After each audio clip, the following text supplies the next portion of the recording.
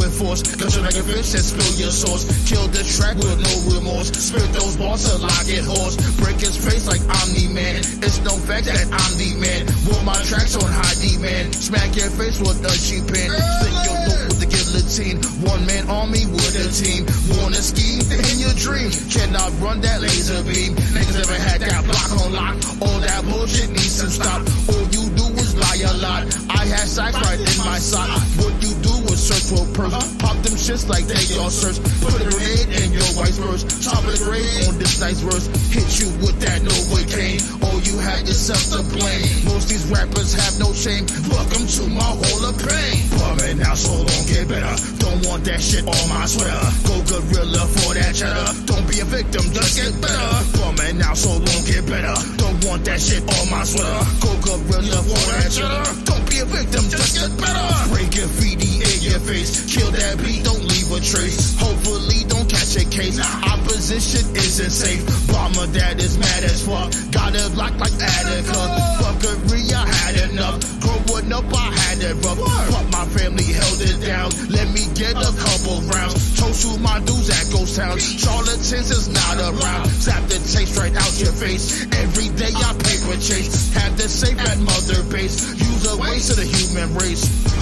Shout come boss. Got my rivals seeing stars. Not celebrities retard. Hit in the dark, throwing darts. Now you know the consequences. Niggas on the way and hopping fences. Got it from the mud deep in the trenches. This track slapped hard, knock him senseless. Bumming now, so don't get better. Don't want that shit on my sweater. Go gorilla for that cheddar. Don't be a victim, just get better. Bumming now, so don't get better. Don't want that shit on my sweater. Go gorilla for that cheddar. Don't be a victim, just get better. Pop, there goes your top.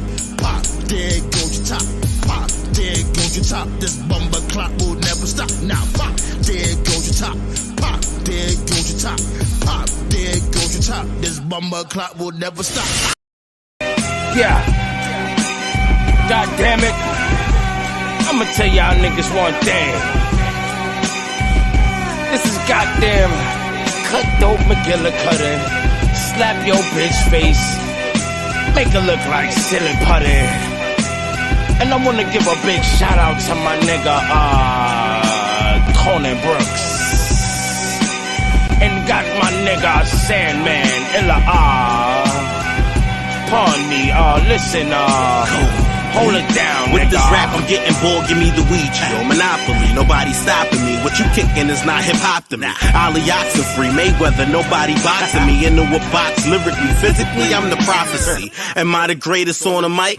Possibly, probably. Coke in its purest form, leave you wobbly. Vibe with her, do not vibe with me. None of you niggas live to me. This nation's domination, Dwayne Johnson can't even rock with me. New York nigga, black mask with the do-rag. Act hard if we flaunt, we leaving body parts blue-black. I black my block back, I rack, cover your tracks. It's a fact, this boy snap for the racks. Pack on the back, pack in a rack. No gat, it's fist to the face. Ace go with a black bat for trying to puffy get mace. Back the guard, ask the guards who's kicking it raw after all. They reply, Big Cole, J. Coney, and Nas. With the Bronx heavyweight salute when you see us. Bars like explosives attached to the speaker. It's hip-hop music, no, not trap. King Coney Brooks and the silverback of rap. With the Bronx heavyweight salute when you see us. Bars like explosives attached to the speaker. It's hip-hop music, no, not trap. King Coney Brooks and the silverback of rap. When I got the package, all I do is backflips. Hide my stacks in the hole of a mattress. Double in that bread that put cock in the actress. Coney Brooks and Sandman, yep, it's a classic. Living in the Bronx while using survival tactics. Either you can rap or put a ball in the basket. Rip apart your body and leave nothing but fragments. Cops ask questions, don't tell them what happened. Grew up scrapping rhymes and backpacking. Puncture your lung when I don't.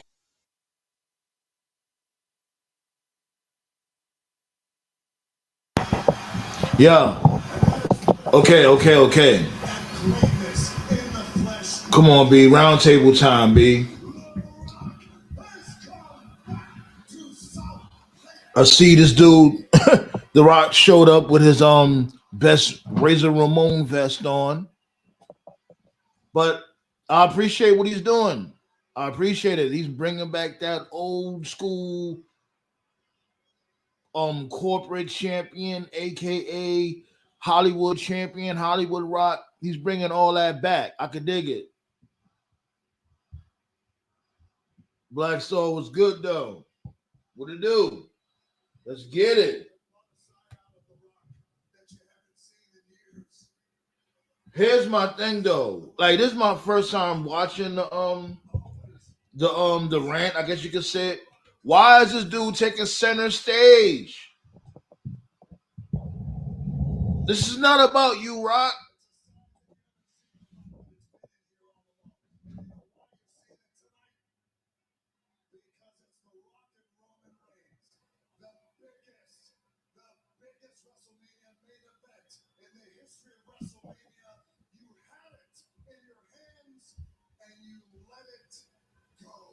Yeah, you know, prayers go out to the victims when it comes to the whole Chiefs parade and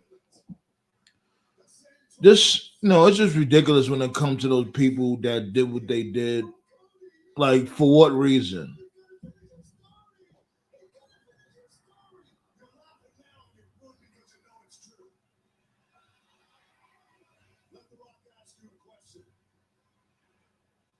So, how long is The Rock gonna talk? Like, what are we doing here? The Rock is really like, yo, my dude, you are not the champion. You are not the tribal chief. I understand you're the high chief or whatever, but this is supposed to be Roman's time. Why are you hogging the spotlight?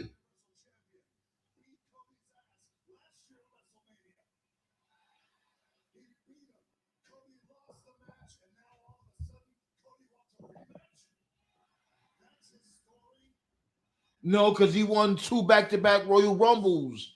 Dewey.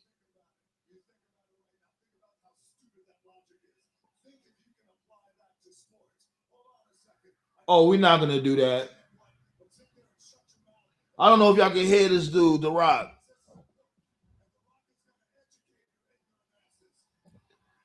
Wow.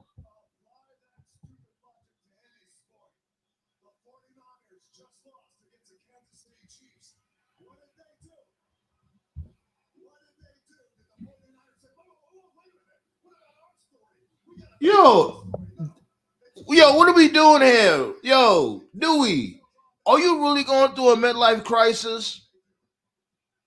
Why are you hogging all this time? This dude has already been talking for like what? How long? 7 minutes? Like I'm watching this shit right now. I know the show is already over, but I'm watching it right now. He's talking about the Utah Jazz. He's talking about the 49ers. He's trying his best to steal all types of clout.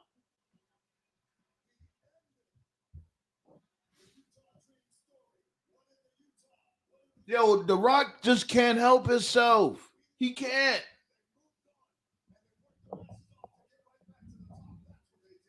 My dude. You know what? Let me stop this real quick. Let me pause this real quick. This dude, yo, The Rock is insane. You really don't watch the product. You just prove to everybody that you really don't watch what's going on. Make sure I'm good. Y'all can hear me? This motherfucker really don't know that Cody Rhodes won back-to-back Royal Rumbles. He really think like, oh, this just came out of nowhere. The hashtag We Want Cody just came out of nowhere. Talking about, oh, what the 49ers did, what this team did and that team. Yo, he won the Royal Rumble. He's supposed to be the number one contender. You didn't do a goddamn thing. Only thing you did was bury Austin Theory some more when you came back. Are we supposed to forget about that? What happened with that? The Rock ain't shit, yo. He's not shit. Like, this dude was talking for like a good 10 minutes, maybe a little bit more.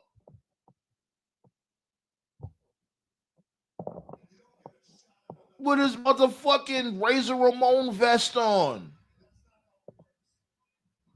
This dude is going through a midlife crisis, I'm telling you. Thanks a lot, y'all. Thanks a lot. Hit that thumbs up too, y'all. Y'all already know the vibes.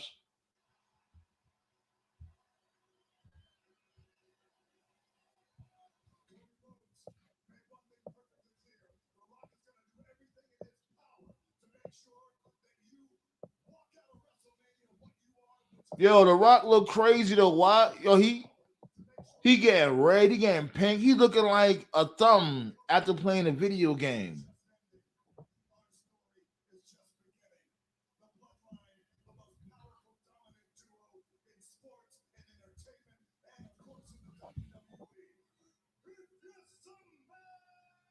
The Rock looks crazy.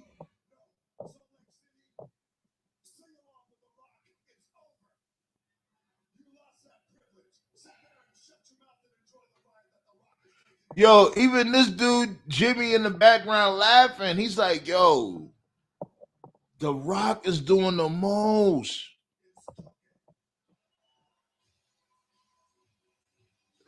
What the fuck? It's over? What?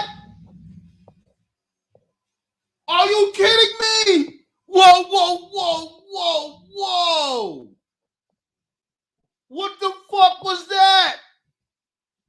Oh, I'm dropping the link. Nah, chill. What the fuck was that? Yo, Roman didn't say a goddamn thing. Yo, Rock, I'm Dewey. Wop Baba Dewey. What the fuck you want to call? Yo, what the fuck are you doing? Yo, this is insanity, yo. And this dude looked like he was about to pass out in the middle of the ring. He was turning red, pink, purple, trying to deliver this weak ass promo. That shit was embarrassing. Oh my God, what the fuck was that?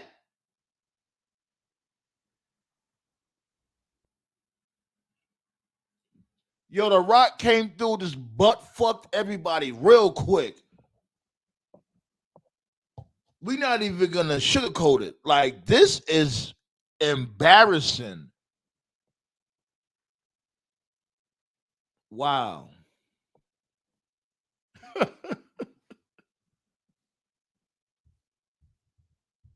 Wow.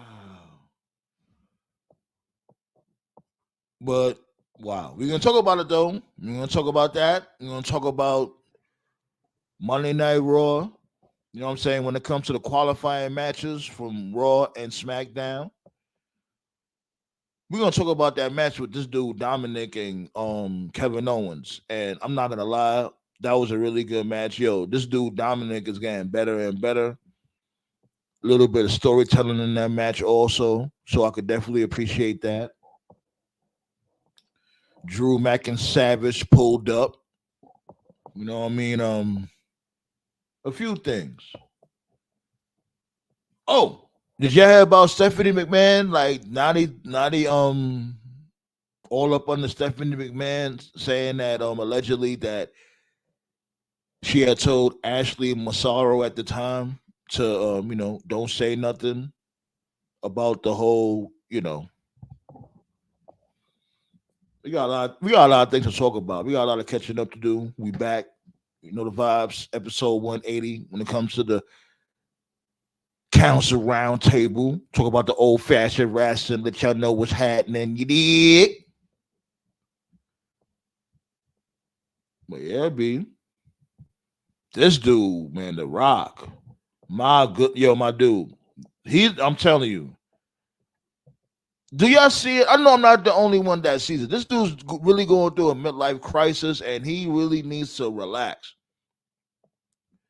But it also brings me back to what I was saying from before with the whole Black Adam movie when it was supposed to be a franchise, and it failed. The very first movie failed, and DC invested money in that shit. You don't think The Rock got to pay that money back?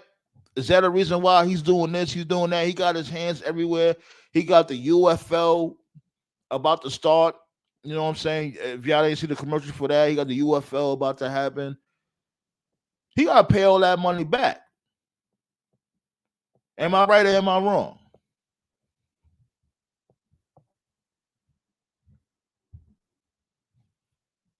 That money got to get recouped. Let me read these comments real quick. Hold on. Yeah. The fucking chief, the third fucking wheel. That was ridiculous what The Rock did. And I'm going to go there.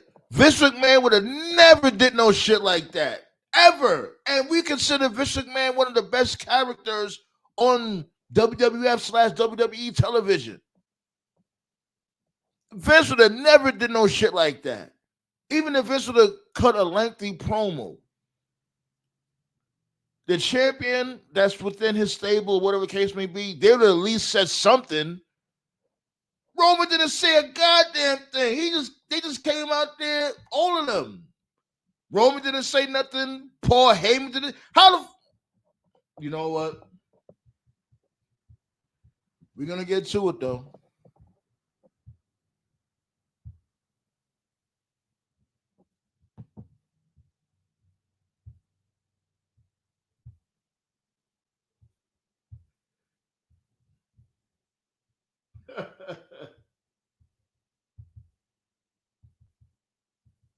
Hold on, let me get this link real quick.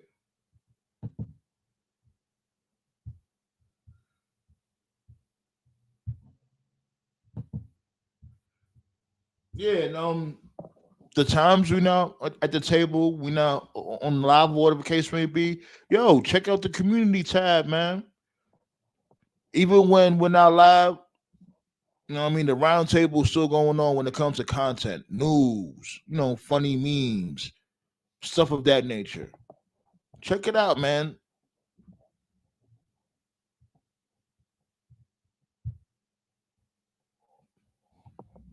There go the link right there. Pow!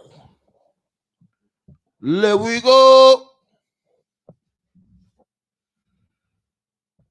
Oh yeah, another thing I wanted to talk about when it comes to the final testament, the final destination, whatever they want to call themselves. That's what I was saying from before when it comes to them jobber matches. Keep doing that. When it comes to all of these superstars, wrestlers, whatever, in WWE, keep doing that, man. Like especially when it comes to like a Jimmy Uso. Have Jimmy Uso in squash matches. You know what I mean? Have him look somewhat strong, credible, whatever the case may be. Keep doing that.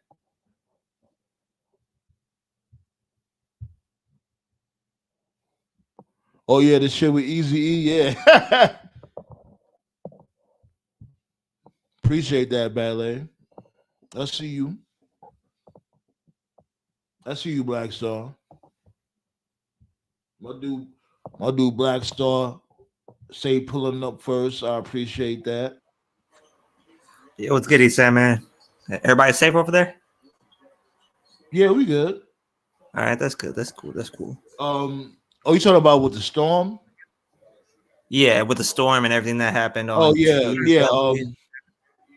When it came to the parade, I was at work. To tell you the truth, I was at work. Nobody I knew was over there. I just knew that like when it came to like co-workers and stuff, they had a couple of people that was over there, but they're fine. So everything is good. Like I hope that none of y'all people got shot. So that's what I was thinking about. Yeah, man, and that's the thing I'm talking about. Like corny shit. There's no place that's safe in this world. That's probably the most fucked up part about that entire situation. Yeah, it's like, and I mean, I heard that kids got hurt. God forbid that they did. I hope that's not true. And it's like all the kids came to do is, all they came to do was enjoy the parade, enjoy their favorite team, whatever the case may be. And you got other knuckleheads out there talking about, oh, if my team would have won the Super Bowl, then this wouldn't have happened. Cornball shit like that. Like according to news sources, like 11 of the 22 people who got shot were kids. Yeah, that's what I heard. Also, I'm just hoping that it's not true because that's so whack. It And is like really whack. that's beyond fucked up. And I think they should go to fucking jail for a very long time. Fuck jail. They should be fucked in the ass for the rest of their lives. Pause. Man, because it's like when it comes to that type of time, it's like, come on now. Are you fucking kidding me? Y'all know what y'all was gonna do. Y'all went over there and y'all opened fire, knowing damn well it was like 1 million people out there. No cap. It was like 1 million people. And you just opened the fire for what? Like literally when I saw it on the NFL Network, I was like, are you fucking kidding me? You fucking kidding me? Like, is no place safe in this world? A few kids did get hurt, but the authorities said they will be okay. That's what's up, LA. That's what's up. All right, good. TKO, what's going on? Oh man, what isn't going on, man?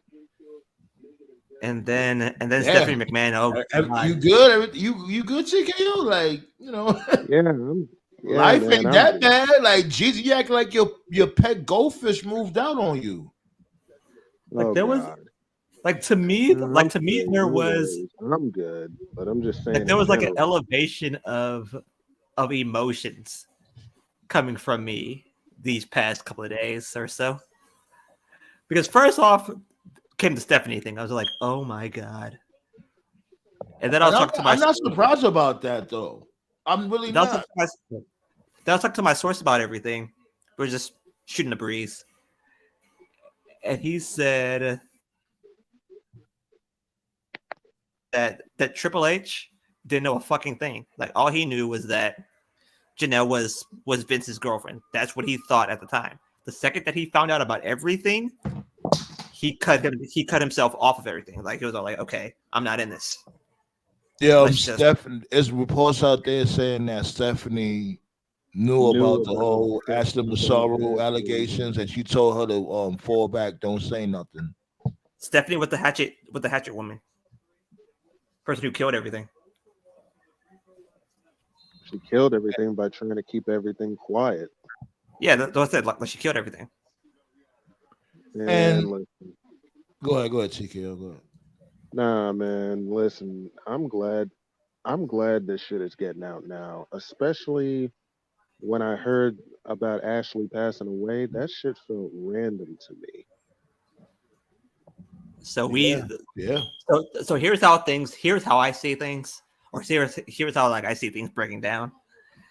Is that it's probably gonna go something like this. Like there is executive number one, that's Stephanie. Knowing what we know now, executive number one is Stephanie. And then, of course, Vince is Vince. Executive number two is John Laurinaitis. Just basing on how the storyline is going right now. Say allegedly though, like you don't know. Yeah, allegedly. I think that's giving these dudes all types of jackets with no proof. No. Allegedly, I'm thinking that executive number one is Stephanie.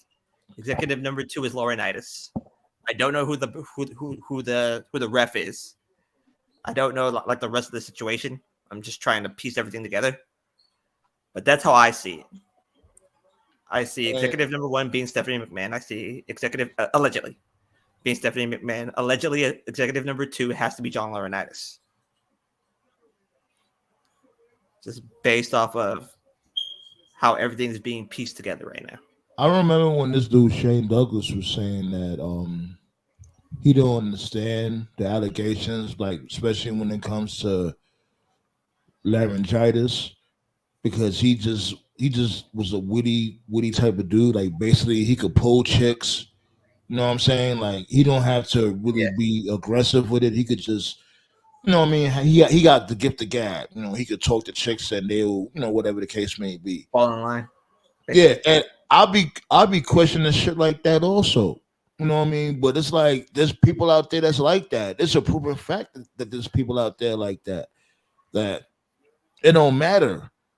They just like that. I don't know. It's like I don't know. I can't describe it. I guess it's like the like you feel a sense of domination or whatever the case may be, because you don't have to do all that.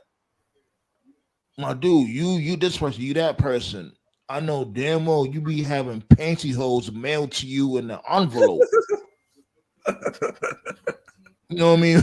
Why you had to resort to, that extra shit? Then also what I'm hearing is that there's going to be a Polynesian takeover. Right, Ballet. It's about power. Yeah, like what I just said. Like, it's like they have that sense of, oh, I'm just so dominant. And it's crazy. It's like, I don't know. To me, none of this is making sense. It's going to get bad and bad fast. And I'll go there with it. I won't be surprised if some gay activity. I won't be surprised, but it's just that the men, they won't come forward with it because it's embarrassing. By the way, there will be no Collision tomorrow. All-Star Saturday Night will be tomorrow night, and there's no fucking way TNT would delay. Now, if Tony Khan was smart, he would have figured out a way for AEW to get integrated with All-Star Weekend. True. I mean, today they kind of got their time in with not Dynamite but Explosion or some shit like that. I don't know what the fuck it's called. But like their show came on at 4 before the rookie game. Okay. So I'm gonna be at fucking work this weekend. So I never really watched the All-Star game like that. Only thing I really watched was like the skills challenge, like the Saturday. Yeah, that's tomorrow night. That's tomorrow night. Like when it comes to the skills challenge, 3-point contest, dunk contest.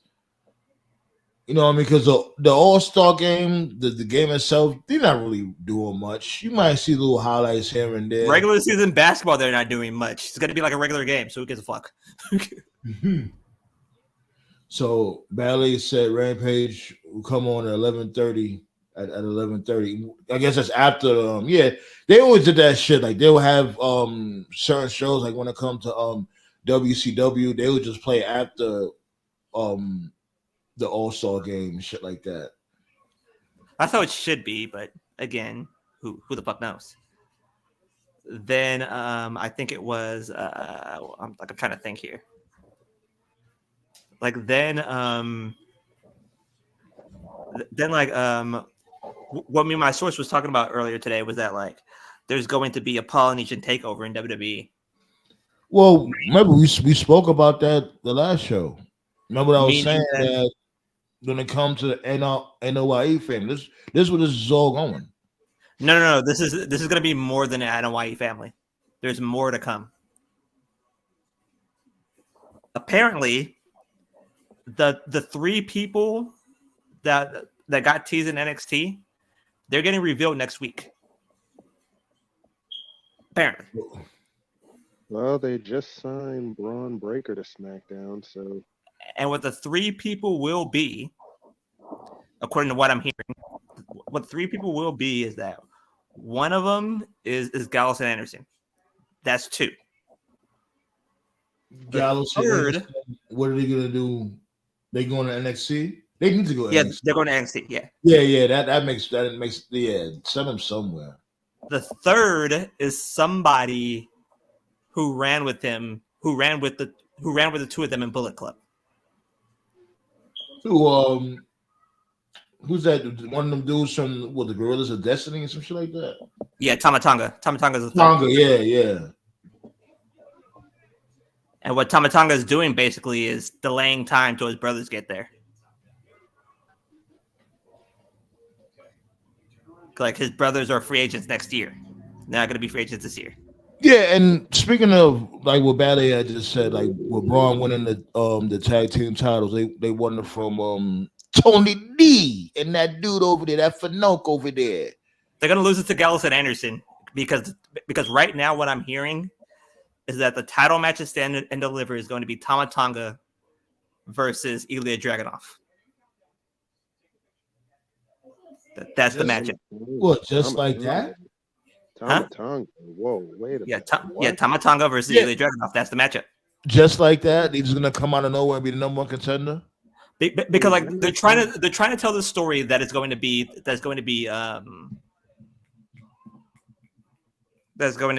Melo versus Ilya, but we know at some point Trick is going to be coming back. When did why Tama-Tonga? When did he sign to NXT? Yeah, that's what I'm saying. It's going to be next week. So if he signs next week, it's just going to be the number one contender, just like that. He's going to face Melo, beat Melo, and then that's how he gets the number one contendership. But in his first match, he's just going to. There's a long time between now and April. So they're going to tell the story where he becomes the number one contender. Between February and April, that's 2 months. So in a way, that's like he might be skipping this dude. What's that dude named? The North American champion? Oba Femi. Yeah, Oba. Like he's gonna just skip past Oba, and Oba popping right now. He needs time to develop. Okay. That's yeah. Wow. But supposedly what I'm hearing all is I that can do is take your word for it. We will see. You said April, and you saying that's a long time from now. It's really not. But you can easily it's already the middle of February. To me, you can easily tell a story where Tama-Tonga wins a bunch in a row, right? And then he becomes number one contender. There's ways you can tell that story. Where he goes on right now he's a free agent. Tama-Tonga, he's a free agent right now. He's a free agent. He's a free agent until next week. Apparently, he signed last week. Let me look this up. It's there. Look at Angle. Look at the last Angle video. Wait a minute. Hold on. Is Tama-Tonga the one with those cryptic messages on it on NXT? Yeah, that's what I'm saying. It's Gallus, Anderson, and Tama-Tonga. That's the group. Boy. Okay, let me see. And like that was according to like the Angle shit. Well, I got some shit. I got some news from the 4th of last month. What was it? An emotional Tonga broke the news to the Japanese press after winning his 4th never openweight championship. This is very odd. Yeah, that this will be my last month with New Japan Pro Wrestling. That was January 4th. Which is around the same time almost when Okada was on his way out. Yep. So it might actually be Tama-Tonga with those cryptic messages. I don't know. Let's dig a little deeper. Pause. Let me see. Hold on. I'm going to send it to you guys. Just give me 1 second.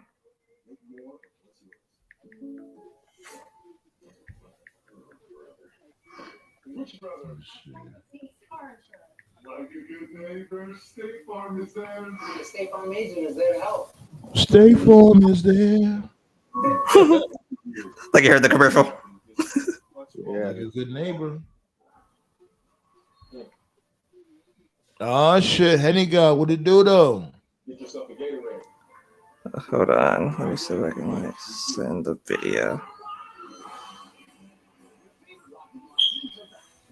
Yeah, like you can send it to the Instagram, whatever. But I'm gonna play it right now. Just give me just 1 second. All right, cool.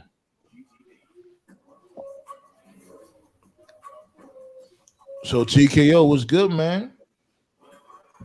not much, dude. It's all I'm living. That's good. That's good. It was like 2 days. I'm living. I'm doing the usual. I got new music coming soon. Okay. And also the Rock pretty much found his cut the sleeves out of his shirt from the Attitude Era, huh? Yeah, I was saying that this dude got the Razor Ramon vest on. He used to wear them $500 shirts. He just cut the sleeves out that bitch. Right. But I'm telling you, it's like when he was cutting that promo, this dude was turning pink. He looked like a thumb after you played a video game. I mean, To help he's you de- find out. he's definitely Hollywood rock for sure, man. But bruh, Yeah, be ha- new music from TKO. Yeah, man, TKO got a lot of music out there. All you gotta do is you know, matter of fact, let them know where to find you at. As a matter of fact. you could find me. Follow my Instagram at Mr. TKO825. The link to all my music is in my bio. Yeah, just post it in the chat. That's all good. Post I it in got, the chat. I got you. But like I was saying, back to the Rock though, man, it's crazy. Yeah, he butt fucking everybody with no Vaseline. I understand, yeah, pause is pause, but it is what it is. Like this dude really just came out and just we would think that he learned his lesson or just basically I found it. To remind me a lot like 2014, 2015 NXT, and that's like a really cool thing for me. Ooh, Tama Tonga. Ladies and gentlemen, WWE NXT is teasing the arrival of somebody new. And it can't be Julia because Julia is going to be working for Rossi Agawa's new promotion for a little bit of time before she comes to WWE. We know Okada is expected to go to AEW. And now I'm expecting Tama Tonga to show up in NXT. And interestingly enough, what I'm about to tell you guys is a spoiler. It's a spoiler. So I ask, in the event of this clip right here, I ask that if you don't want to be spoiled, you click out of this. Good. Can you guys hear it? Now, yeah, perfectly. NXT tapings, the OC have arrived in NXT. Okay? The OC, Luke Gallows, Carl Anderson are working NXT now. Tama Tonga being part of that vignette is starting to make a lot more sense now. You bring Tama Tonga, the OC together. They do a little bit of run in NXT. They work together in NXT. And then what do you do? Pause it real quick. Who's the source? Let people know what the source is. You know, like This is coming from Ango. This is Ango. He's a WWE, not WWE, but he's a wrestling insider, basically. all right, cool. This is interesting. It makes sense, honestly. The OC is one of the talents that WWE re-signed after being released, and quite honestly, it was really strange because they haven't done much. So in my opinion, when I look at the OC potentially working NXT, I think this is a great thing. It's even better with Tama Tonga. I can see them doing some really cool stuff here. Of course, naturally, I would want Gorillas of Destiny in WWE television, but unfortunately, that's just not the way things go. You can't always get what you want, friends. But we'll see what happens. Obviously, I'll keep you updated. Keep in mind, too, with Tama Tonga. All right. You can stop right there. But that was the video. But yeah. He basically said that Tama Tonga is coming to WWE, and my source confirmed it. Saying that, yeah. So how accurate is Angle? Is he a legitimate source? I never known about Angle like that. I heard of him from here and there, but he's pretty accurate. Like he's pretty accurate. Like everything that he says basically gets confirmed by my source, basically. But he's actually a pretty good wrestling insider. Okay. What's your thoughts, CKO? I think it would make sense, honestly. Makes sense why the OC is on NXT now, because I did see a spoiler online about that. So, but Tama Tonga being on NXT now, that's gonna be a big get. My question is, like what is basically what is what they're hold doing. on. Let TKO keep. Let him. Go ahead. My question is, what is his name gonna be? Is he gonna get renamed?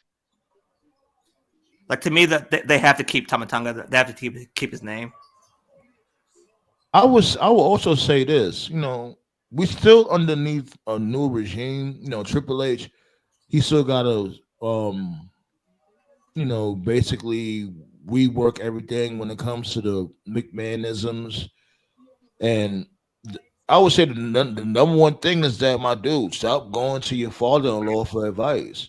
You know, this is your baby now when it comes to creative. It may be difficult, yeah, but that's why you got a team. And when it comes to the whole Tonga shit, I ain't gonna lie, I don't know nothing about him. I don't even think I ever seen a match that he had. What the Gorillas of Destiny, like what they are is they're basically New Japan's version of the Briscoes. I had a feeling about that. I definitely did. Like, is that the one? Is that the dude that painted his beard black and white? Yeah. Yeah. Like, I just seen like images and heard about them, but I never really seen the match. Like okay. Do you remember Camacho in WWE? Nah, I'm gonna kick you out of here. No. Like that dude was one of the wackest. Why are you making me remember fucking Camacho? Oh, God. That's Tamatonga's brother. That's Tongaloa. Man, look, I would have been like, I don't know that dude if I was just dude. I don't know that motherfucker. He ain't my brother. That's my sister. That's who he is. That's Tamatonga's brother.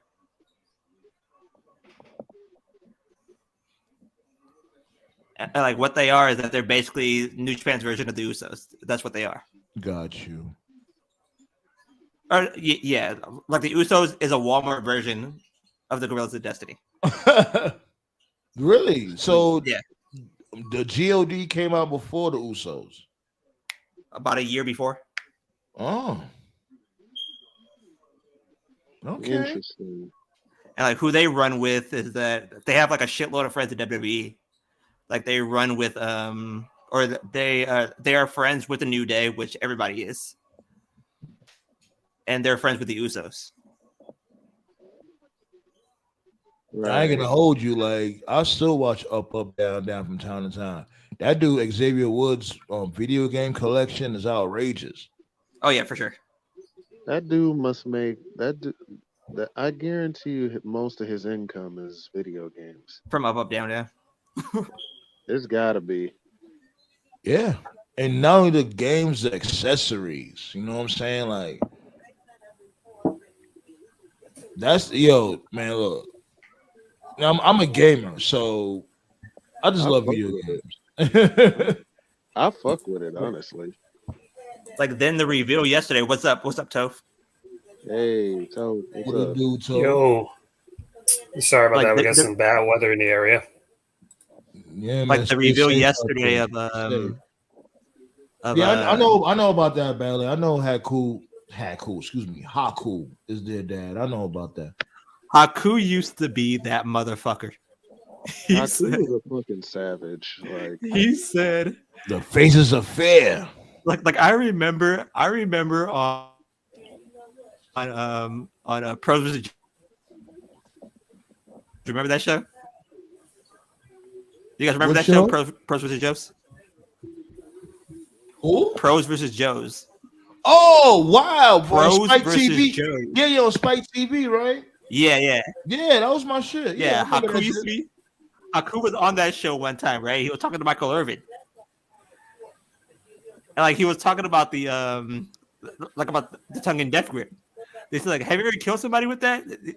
He said like, "No, but I made somebody shit before." He said, "What?" So you have the tongue and death grip, and he literally shit his pants. He said, "Yeah." Like, yeah, everybody agrees that Haku is like one of the most legitimate badasses in wrestling. Remember when he used to beat up people in the ring, and he'd be like, See you. What the fuck he was saying? And he had the blown out afro when he came back to WWE. His afro was crazy, like. Yeah. And I think that remember, he was like the last hardcore champion in WCW. They just squandered that shit. Like Ming is the motherfucker that nobody wants to mess with. I always thought that Gorillas of Destiny is a great tag team name, but Sons of Haku or Sons of Ming, that's just as badass. No, I like They should change it to that. Sons of Ming. I like that. They should Sons change it to of that. Ming. I like that one. Sons of Ming. Change it to that. Change it to the Sons of Ming. Oh God. And I'm gonna do a heavy transition right here, right? Speaking of, like, when it comes to stables like that, what about this stable? Given the fact that we see Damage Control, I don't know where the fuck Dakota Kai went. I guess she's not down with them anymore. So you got EO. She's gonna run with them because somebody's gonna have to speak English. Dakota's the only one that speaks English. Got you, right? But what if they do some shit like this, like a Japanese version of Charlie's Angels? You have Shinsuke's Angels. You know what I mean? You have Shinsuke with he not doing nothing else. The fuck? Wow, saying, man, I never knew you were a Russo guy. Holy shit. Jesus. Right. Hell no. But look, hey, what else are they doing? Oh God, that is some shit Vince Russo would do in late WCW. Come on, man. That's prime. That's prime Russo right there. The fuck. Also, how would Oh God. But yo, I am watching. I watched the fucking Celebrity Game today. Good fucking lord. Like, you know that receiver from the Rams, right? Puka Nacua. Puka Nacua, damn, that's that. Wow. No, that receiver for the Rams that went to BYU. Nah, that dude has ups. Saying Puka Nacua. And then Micah Parsons, the linebacker for the Dallas Cowboys. Like he said, I didn't mean to cut you off, but I heard that speaking of sports, I know it's not really like an active ball player, but I seen that Michael Jordan is cool with his son again. Given the fact that his son is not messing with Scottie Pippen's ex-wife no more. Yeah, they broke up. That's the reason why he's cool. He's like, I'm proud of you, son.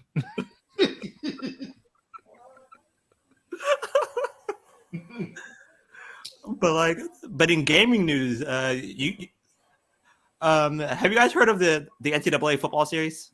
Of course, it's coming back. Oh, heard? They made a teaser trailer. Let me get the video real quick. Hold on, hold on, wait, slow down. Hold on. Did y'all hear about the UFL? Who gives a fuck about that? Oh my God. The Rock, yo. Do y'all agree with me that The Rock is going through a midlife crisis? Can y'all see that shit? He's already there. He's been through that shit, bro. He's been through that shit. Do y'all agree with me when I say Roman Reigns is a third wheel in this feud? Pretty kind of, sort of. Like what I compared it to is that, like, dude is what I compared it to is that The Rock is basically the high chief. The elders are, of course, the elders, and Roman is the head of the table. Did Paul Heyman even say anything? No. Nope. That's why I was saying, like, his mere presence just makes Heyman a loose end. You don't even need him anymore. You don't need him, and you damn sure don't need Jimmy. The only thing Paul Heyman did all night was do like a backstage interaction with Grayson Waller. That's it. All this dude did, and all Roman Reigns did was hug Jimmy. He said, "Oh, let's just tie up the loose ends that Jey Uso did." I'm like, my dude, Jey Uso's been. Jimmy is about to die such a vicious. Jimmy is about to die such a vicious death. A couple of weeks ago, man. We talked about this a couple of weeks ago. I gave the analogy already. Rock, he flew too close to the sun. You're a wrestler. You transitioned to Hollywood. You made it, bro. You know, he was at that level of, whatever you want to call it. People like Arnold Schwarzenegger and Sylvester Stallone, Bruce Willis, he was at that level of the modern era. He should have just accepted that, but he wanted more. So he tried to like absorb these franchises and make it his own, and it flopped. Didn't work out. And now he's like, okay, maybe I'll take over XFL and I'll make that my own thing. That didn't work out. He's like, oh, okay, I'll come back to WWE and I'll just hijack everything. That didn't work out. It saved Mania. That got machine gunned. Right. So he's just at this point in his life where you can clearly see he doesn't really know what he's doing. He's just kind of like, oh, okay, whatever. But like somebody told me earlier today, who they're like, oh, The Rock and Roman are gonna go off script. I was like, I don't fucking care. They better go off script. That's what they need to do. That's what they need to do, though. What did because we need that realism. Yeah, but what did they go off script for tonight? It was literally. Like, it doesn't matter. They better go off script. If you don't, and then what gets me is these dumbass motherfuckers out there who are. Go ahead.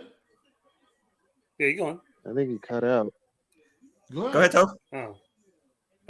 I was just gonna. Like, if you don't trust the Rock and Roman Reigns, let Toe finish. Go ahead, Toe. My bad.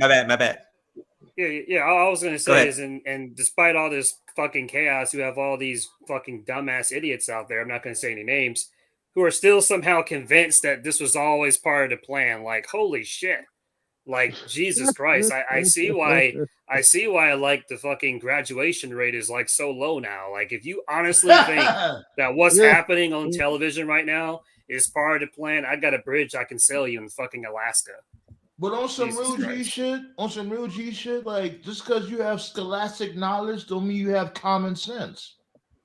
like to me, here's my point. If you don't trust The Rock and Roman Reigns to cut their own fucking promo without going on script, you have a very serious problem in your hands. Right. You had Roman Reigns the champion for like 10 years. And you can't trust him with the microphone? Bro, I told you, Roman looked like a third wheel in this feud. You didn't even trust Paul Heyman with the microphone. This dude came through and just, oh my God, The Rock is he's really doing the fucking most. Because you would think that, he learned this lesson. Like, he just came out of nowhere and just had Cody look like a straight coward and gave him his number one contendership. And the whole hashtag we want Cody shit, you would think it's like, you know what, my bad. Let's pivot, let's scale it back a little bit. Let's scale it back. Let's have this dude Cody say he's gonna fight Roman Reigns at the press conference. And then we're going back 2 steps behind again with this fucking promo The Rock cut. He literally what is the point of the Bloodline? Seriously, what is the point of them? There's no point. Here's the point. Here's the point to me. Like if you say, right, like let's say it's a lead up to a pay-per-view, and like you tell Carmelo Hayes, go off script. Okay, oh shit. Trust him that much? Like trust Melo Hayes to go off script? Okay. I really want you, but really think about it though. You had Roman Reigns and Paul Heyman out there in the same ring. Roman Reigns' promo skills have gotten better with this tribal chief gimmick. Yeah, and Paul Heyman's one of the greatest talkers in wrestling history. But instead, you give the mic to The Rock for him to cut the most formulaic heel promo ever. Yeah, it was low-key embarrassing. And the thing is that there's a lot of loose ends that still don't make any sense, which is just further proof that, and it's okay if you're making shit up as you go, because when wrestling was at its hottest in the Attitude Era, there was no script. Vince would just tell Austin, Triple H, or whoever, hey, just go out there and just talk your shit for 5 minutes. So I just want to clarify that making shit up as you go or improving, that's not a bad thing. But no, that's a good thing. It is a good thing. But you have these fans who are just they're too in their pride to admit that they don't know what the fuck they're doing. For instance, Cody never said what Rock whispered to him. What did Rock whisper to you? Like that's one big loose end right there. Number two, WWE amnesia. Right. So number one, now fuck WWE amnesia is a fucking WWE trauma. Right. Cody never said why. He never said what Rock whispered to him. Number two, Cody never verbalized why he changed his mind. Number three, they still haven't explained what's this constant. Why do you keep referencing? Hold on. Let me finish. Why do you keep? What's this side feud bullshit with Roman and Rollins? With Roman taking shots at Seth and Seth taking shots at Roman when they're not even facing each other at Mania. I fucking hate it when wrestling companies do that. I know that's actually one of the things that Vince didn't like either. Why do you keep having these two throw shade at each other when they're not even facing each other at Mania? You're not doing a tag match. So what's with the constant shade? Apparently that's going to solve itself. Apparently the main event of night 1 is going to be a tag match between Cody, Seth, Rock, and Roman. Well, don't worry about that. And then there's one more. Hold up. There's one more loose end. Go ahead. Number 4, the last loose end. Why the hell are you setting up a power struggle between Rock and Triple H when Triple H literally cannot take a bump because he'll die? You're not going to get a Rock Triple H match. So what's that about? Yeah, that's what pissed me off the most. I was like, the fuck? Right. There's so many loose ends and this just don't make any sense. It's just like shut your brain off. Don't think about it. Don't ask questions and just be like, oh my God, this is so good. If Triple H falls, hold on. Let me read what Virgo has said. The issue is The Rock has been so accustomed to being the top guy, he doesn't know how to take the back and give others shine. Right. Yeah, like definitely. That's definitely because here's the thing, right? I ain't gonna lie. Last year, when he said that whole round head of the table promo, when somebody, I'm gonna get something to eat, maybe I should be the head of the table, whatever the case may be. That was exciting. We didn't expect this motherfucker to just come out of nowhere and just have Cody look like a punk bitch. We didn't expect that.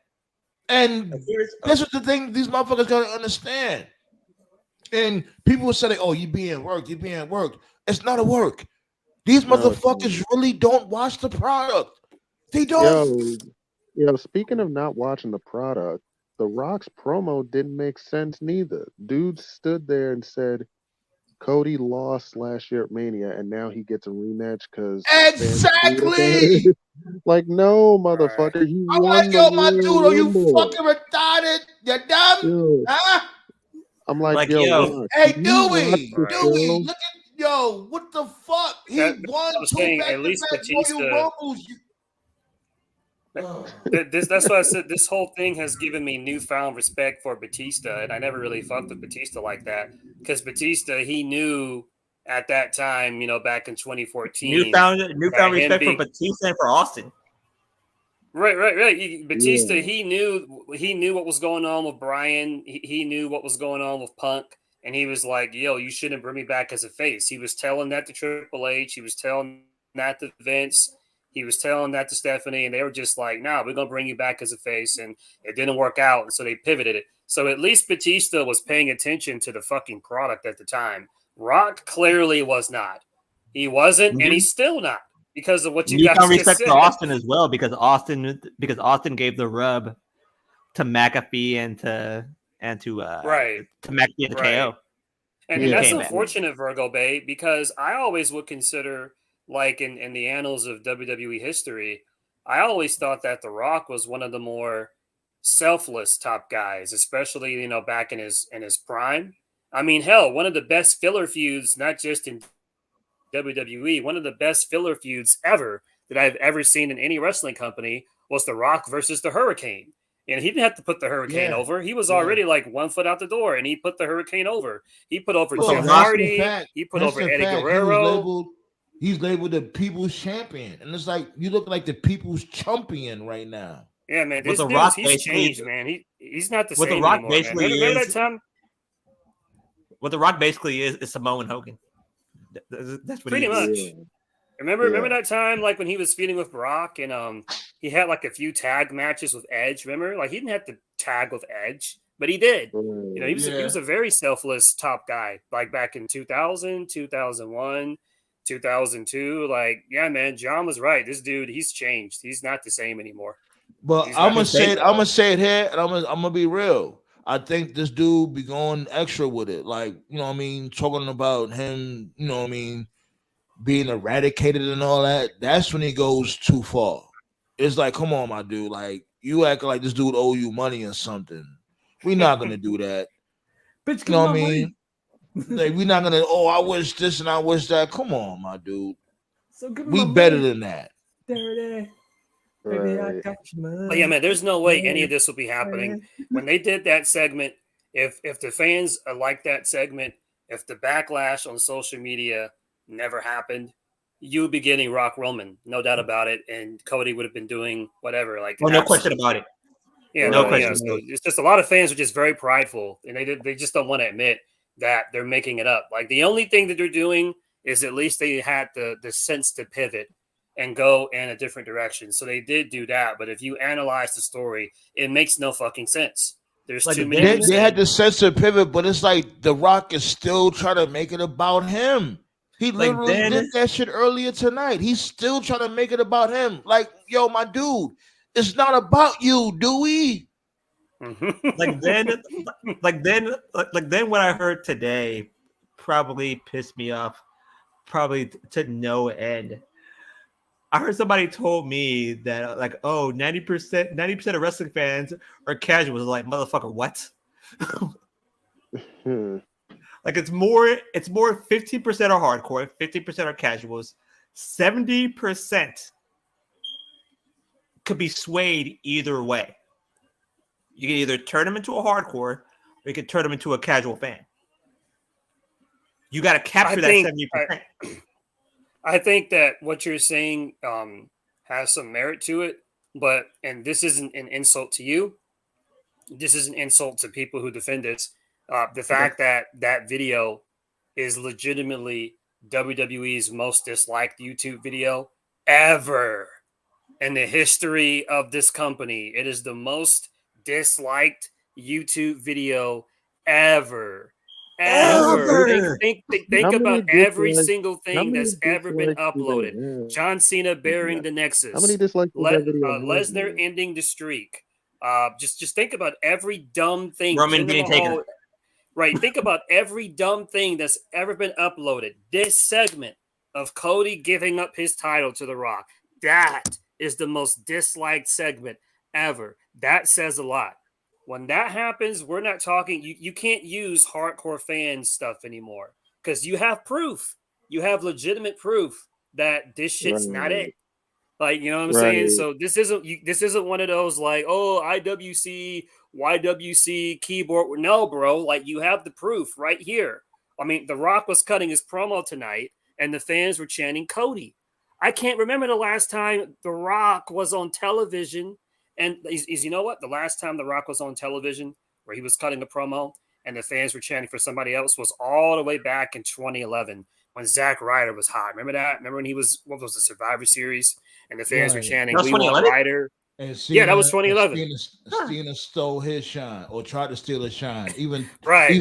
That's how long it's been. Blood. That's how long as guys like The Rock and Stone Cold Steve Austin, they're like in rarefied air. Like when they come out, it's like, you know, nostalgia. Like they talk and the fans listen, you know, like nobody speaks. The crowd is always respectful. Rock's coming out tonight. He's talking. The fans are chanting what at him. He's getting the what treatment. When you get the what treatment, that's bad. When you get the what treatment, that means they don't give a fuck about you. They don't care. Right. So this is not a hardcore thing. Right. It's not your time, my dude. And then this is going. It just really seems so forced, right? You know why it seems forced? Like, given the fact with that Razor Ramon vest he was wearing, it's like, yo, my dude. And the way I understand you trying to tap back into those roots, but that shit seemed so fucking forced. Yo, like, the second I saw the vest, I said, "Oh, hit mine." Right. Oh my god. Oh. The people's champion, like that shit was whack. It's like, oh man. Here's the thing to you casuals out there that claim y'all watch the product. You don't watch shit. Right. No, they But just say you don't watch shit. Y'all Y'all just motherfuckers don't understand. It's not about the actual match. It's how they went about it and thought they was gonna be slick and try to pull the wool over our eyes or some bullshit like, oh, yada yada yada. The match could have happened anytime and it would have been like whatever. But given the fact that this dude Cody Rhodes won his second Royal Rumble in a row, and within the very next SmackDown, he literally just came out and said out of his own fucking head that, oh, I'm gonna take everything from you, Roman Reigns, but not at WrestleMania. But I know somebody that will. If you smell, and this dude Rock came through, whispered in his ear, smacked his butt, whatever. He whispered. Made him He look whispered into Cody. crazy. He And whispered they into just Cody's left ear. the Listen. ring. We all The Rock- seen this dude look like he was about to cry. We all seen it. He Will the looked Rock listen? crazy. But the Rock whispered into Cody's ear saying, "I'm taking your shit. I'm taking your shit all back." Clearly, like, bro. Oh, shit was good, Kobe. What up, Kobe? Anyways, like I said, it's 15%, 15%, 70%. Yeah, but that's what wrestling fans are. Man, they made a whole big mess of this shit, and it's only getting worse. Yeah, Unless said, the only thing that's the other thing too. I'm sorry, you go into Gail. No, I was just gonna say the only thing I see coming out of this is The Rock is gonna cost Roman the match and help Cody win. That's the only thing that will make sense. I want to add one more little thing too, like what you just said, Sandman, where you just said The Rock's making everything about himself. Like sometimes, man, it's the little stuff. If you guys go on YouTube, to any younger fans out there, this may be a YouTube video that may have come up in your feed at one point in time. Put in WCW NWO coolest entrance ever. I think this was during the spring or summer of '97. I know you guys have seen it.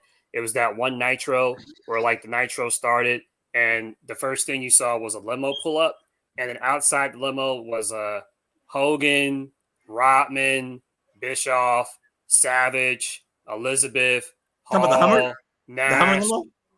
It was like this is like when NWO was like at their peak and WCW was red hot. But okay, the point I was making is like they all came out the limo together. It was like Hogan, Hall, Nash, Rotman, Bischoff, Miss Elizabeth, Randy Savage. They came out. Michael Buffer was like, doing his usual, let's get ready to rumble. They had the pyro. Like they came off like as a unified group. It wasn't like the NWO arrived in one segment and then Dennis Rodman arrived in a different segment. Like, no, they all arrived together.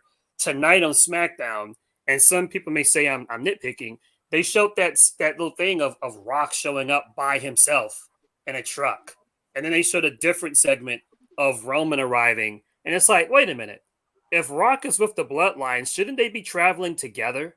Shouldn't they be getting out the limo together? No, they did come and they did show up to SmackDown in separate cars. Right. So even that, did. like Rock They can't. sure did. Rock's So it's like if Rock is truly part of the Bloodline, then they should be arriving together. But it's like no, there's a part of him that still just wants to shine for himself. It's like, dude. It's not about you. Like, holy it's shit. really not about this dude at all. Like, yo, my dude, your you are cousin going through, yo, Rock, or some real shit. You need to just chill the fuck out, sit down, have some herbal tea, and self-reflect. Like, yo, you are going through it, my dude. Like, he I'm really going to think say- this shit. He really think this is like his third win when it comes to his wrestling career. Yo, I hope he's training his ass off because you're eventually gonna have to get in that fucking ring, Dewey. What I'm gonna say is an old. This is why I say Roman is the third wheel in this whole feud because Rock is making this shit about him and Cody. I'm like, no. What I'm going to say, your cousin is the champ. What I'm going to say is an old Eddie Murphy joke.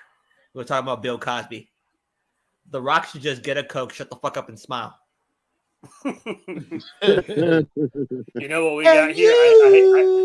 You know what we got here? I hate to say it, man, because this is Roman and they still got time to do more. Man, I hate to say this shit, but we got a Cena Miz situation here. Remember? Because at WrestleMania 27, this is so much worse. This is so much worse. Right. Because at Mania 27, the match was Cena Miz, but the build to the show, you would think it was Cena Rock when Miz was just there. And so here it's like the match is Roman Cody, but you would think the match is Rock Cody. And it's like, no, Roman's there too. It's like this dude is really just all of them. And it's like, he wasn't even standing alongside them. It's like The Rock was standing on one side of the ring and the whole Bloodline was standing on the other side of the ring. It's like, you can't even be close to me. Y'all dudes stink. What basically is WWE doing is that WWE is basically placating to 15% of the audience. Pretty much.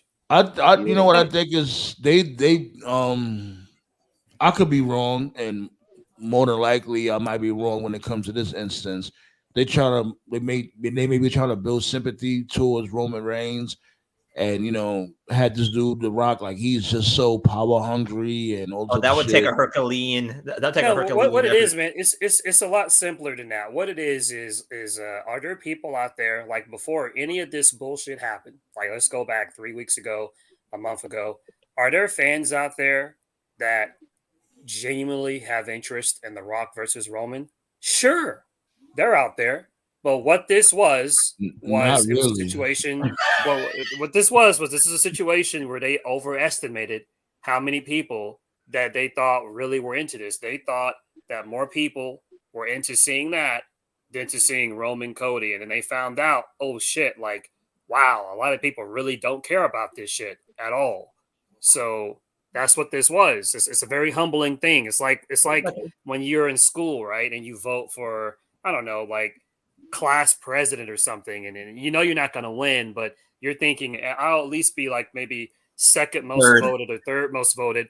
Then you find out that you were like not even top 10. You're like, wow, like people really don't like me like that. So then you just kind of act a certain way.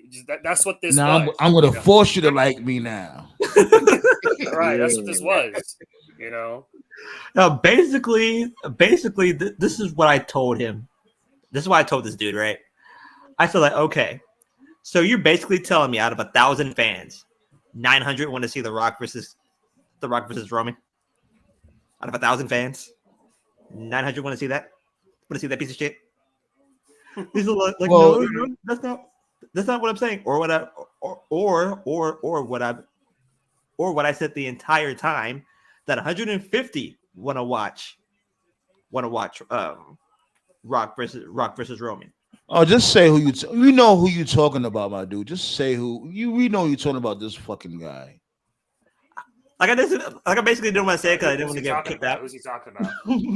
Oh, please, you know who he's talking about. Because I didn't want to get kicked out. But anyways, Marcus, basically. Oh wow, that dude, Marcus be haunting this dude. I told him like, that's on you. But I told him, and again, I agree.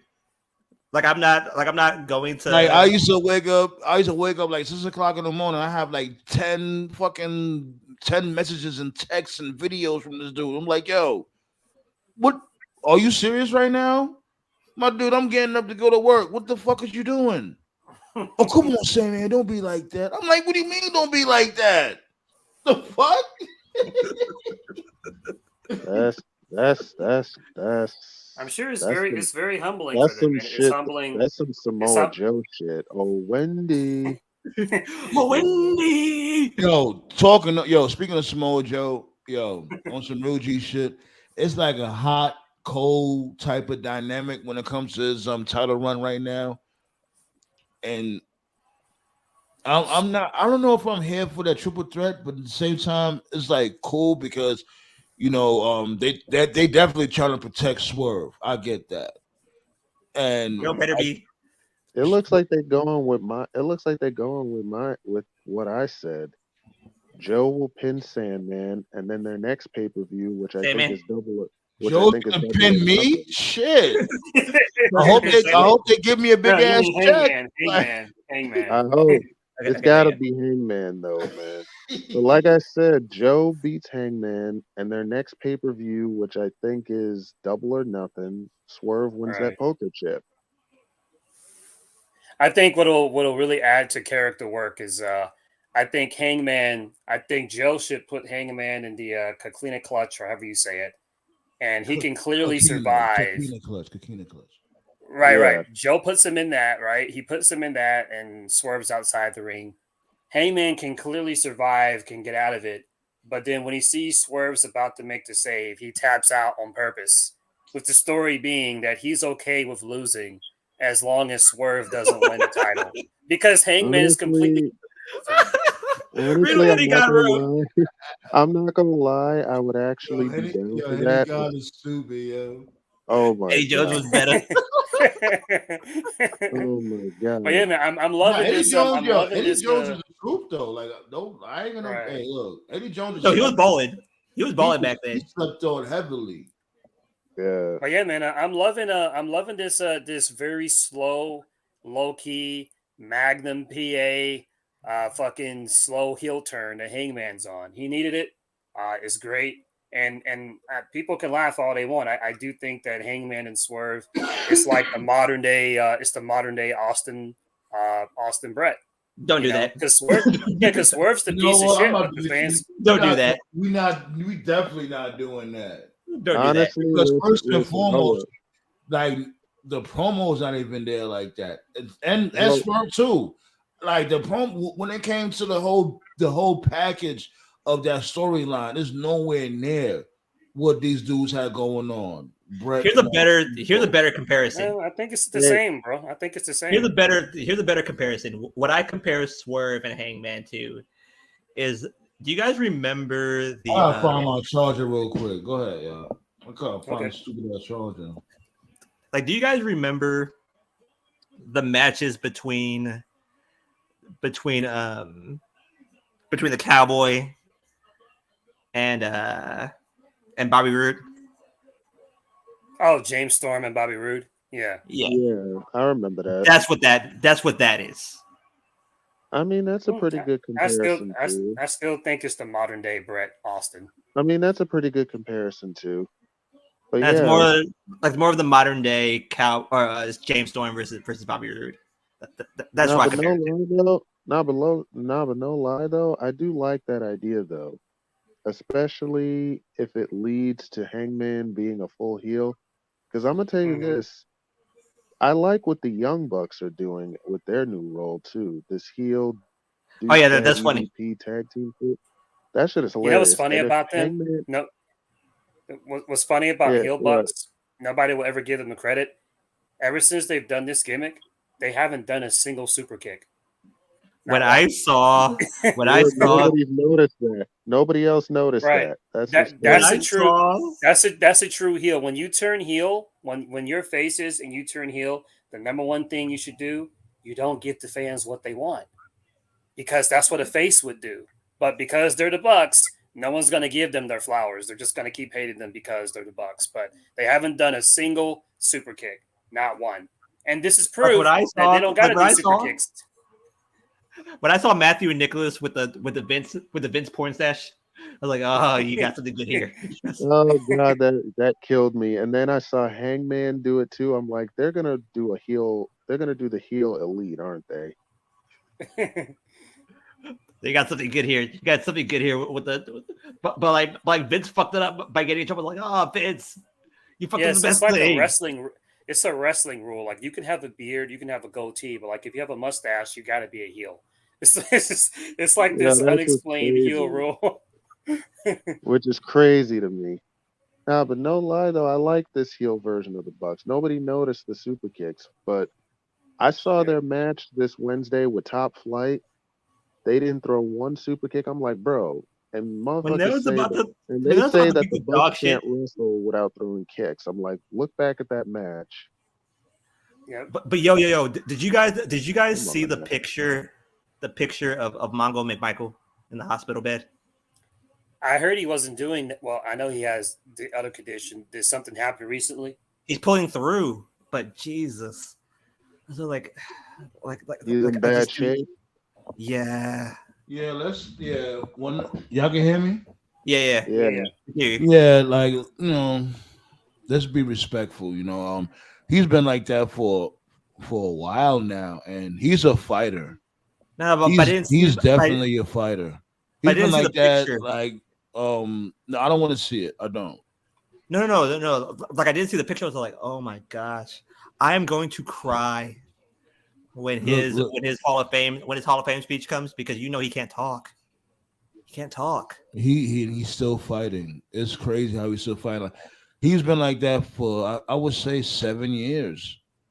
Because good and damn well that's the last time you'll ever see him again. You know that's happening. I always loved Mongo, man. He was one of my favorites as a kid. I don't give a fuck what anybody says. I know he wasn't the best wrestler, but he was intense. He had a character. He definitely had a character. He was intense. He was intense, and this is just one of the things too that like you wouldn't have known unless you were watching at the time. Because a lot of young fans, man. Listen, if you're paying for the network, I know WWE has done a lot of editing and stuff, so it can be kind of annoying. But if you're paying for the network and you're a younger fan, man, if you're at home, you don't got nothing to do, go watch an old WCW show, watch an ECW show, take advantage of that subscription. Yeah. Man, Mongo was fucking over, dude. He was over. He used to get reactions all the time. He wasn't no bum. He was a former U.S. champion. That mother. Whoa, hold on, wait, whoa. Like I said, I know we're being respectful, but we're not gonna do that now. Like you acting like this dude was having whole clinics and we not. No. He was over. He was over. That's all. No, he was especially when he was on the commentator's table, he definitely had a voice when it came to Pepe. Mongo. Like, instead of me making fun of Mongo for his bad announcing, he's in the bad announcing Hall of Fame. Like, I gotta put him there. I would say this too, like, when it comes to, because going over what this dude Tofaz said, like, when it comes to the network and shit, it's a real sad time that now they thinking about just basically banishing the network also, and it's like they're not doing that. The way this Vince story is going, they're not going to do that. they might just banish that shit. They're not going to. The way this Vince story is going. Well, that's why they're gonna do it. That's what I'm saying. Like, what banish means, right? Even if they don't banish it, they're definitely gonna do a lot of editing. For real. Speaking of the Vince thing, my mom this morning, she always watches like Good Morning America, or like I think they're called like News Nation or something. And when I was getting ready for that was the interview that I was watching, I was like, God, this is bad. I know about Good Morning America. Like, I know about that. Yeah. Well, my mom. This morning when I was getting ready for work, she was flipping back and they were talking about Vince on Good Morning America as well as News Nation. And to me, what was the most surreal part of it was on Good Morning America, they were reading different tweets. Like, they were reading tweets from like Lita, Maria Kanellis, Ryback, Mick Foley, Kurt Angle. And I'm just getting my work clothes on. I'm just like, this is really surreal, because it feels like I was watching some YouTube channel, because this is what like wrestling YouTube would do. But like, no, this is like Good Morning America, like ABC, like mainstream news. And it's like, wow. So that's when you know that this is like, because there's still some people out there that are in denial about this. They think, oh, it's not that big of a deal. Like, nah, bro, it's a pretty fucking big deal. Yeah, they really got some wrestling fans out there that's on that type of time. Like, oh, y'all need to forget about that when it comes to Vince McMahon. And like, yo, you really don't understand. This dude hurt a lot of people. But if you connect the dots, and this, hold on, give me 1 second, my dude. My bad. Go ahead. You good. He hurt a lot of people, man. Let that shit soak in. These are people that he preyed on that didn't know when their next meal was coming in. People that just wanted to be on TV. And, he would, I guess you could say, measure out his karma by doing good here and there. And it's like, my dude, your intentions were never good. Everything you ever guys did, mentioned Stephanie, right? Hold on. Everything you ever did in life, you want a personal gain off of that shit. Like, it's just crazy. Be like when it comes to him literally shitting on chicks. You shitting on them literally. That's your fetish. And sex trafficking, and you got these retards out there saying like, oh, you gotta forgive him or gotta forget about it because you're a wrestling fan. Y'all dudes is bogus as hell, man. Y'all really be having wrestling in real life fucked up. Y'all really don't know a line. Y'all just think wrestling is everything. There's a lot of fucking podcasters / whoever it is, wrestling content creators is like that's just like that. This goes back to Ric Flair with the whole helicopter story. That's actually funny. And it's like, oh, he didn't do that. He's one of the greatest of all time. Are you fucking retarded? Just because he knows how to wrestle, just because he's a famous person, doesn't mean the stories aren't true. Yeah, did you guys hear Renee Dupree's latest episode about those allegations? He mentioned that girl that used to work there, Jackie. Yeah. Right. I remember her. Yeah. Apparently she's another one who Vince made a pass at. No, like there was more. Like remember that chick that used to be with JBL? They used to be like JBL's valet. Amy Weber. Amy Weber. Yeah, I heard she her, said that as well. And that other chick that she feuded with, Joy Giovanni. She was supposedly Sandman and I talked about this. Yeah. Of all the different eras in WWE, that Ruthless Aggression era has the most amount of chicks that just dipped and never came back. Just that era. And that was when Vince was at his craziest, when he was making out with chicks every week on TV.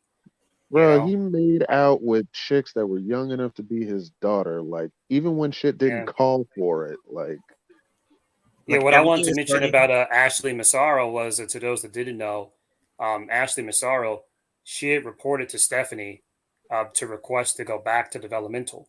So she recognized that she wasn't TV ready. And then Stephanie said no. So, like to me, and like this is just me just being, and like let me just say allegedly to all of this before I start.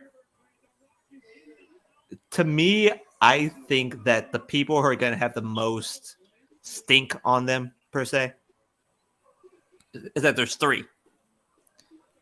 It's Vince, John Laurinaitis, and Stephanie McMahon. Those three are going to have the most stink on them. Shane has nothing to do with it. And it's a good thing that Shane decided to back the fuck out of everything during that time frame. Like would you say that? I really hope that's so. I really do. I think Shane is known for years because we never got an explanation for why. Yeah, but because Shane just backed the fuck out of nowhere. Right. He clearly knew what was going on. Triple H, I'm going to put an asterisk next to him. I think he's 50-50. Asterisk. It's called asterisk. Asterisk. Thank you. I'm going to put an asterisk next to his name. On one hand, when Vince tried to force his way back on the board, he said no. He did say no. So obviously he knew that, that's not going to be good for the brand and good for PR. So I really do believe that he wants the company to be better. But at the same time, there is also no way that he did not know about any of this shit, because when he made his comments at that Royal Rumble press conference, if you paid attention, and I never said this live on the Roundtable because there was just so many other things going on, Triple H basically lied on live television. No, you said that. You said that. I think no. A couple of shows ago, you said that. Like again. Like I understand what you're saying, Toph. But what I'm hearing, he knew is that he knew because first of all, that's his father-in-law, and secondly, he got there. Okay, go ahead. But like what I'm hearing is that like Triple H knew that they were around. He didn't know the logistics of it. That's what I'm hearing. Okay, I mean that's fair enough, but for him to say there that night, No, they didn't know a fucking thing. That's a lie. For him to say that he hadn't read the reports or that he wasn't aware of it, that's a lie, because we know for a fact that Brock was pulled from the Rumble, and the only person that has the authority to do that is Triple H. Why would you pull Brock? You pulled Brock because of that same story. So he did know. So for him to just sit there and just kind of, because if you go back and watch it, he was really just dismissive of it. It's kind of like he's just choosing to just not pay it any attention. It's basically the same thing TK did when all the shit was happening with Punk. And it's just like, nah, bro, like that's your fucking father-in-law. You knew what he was doing.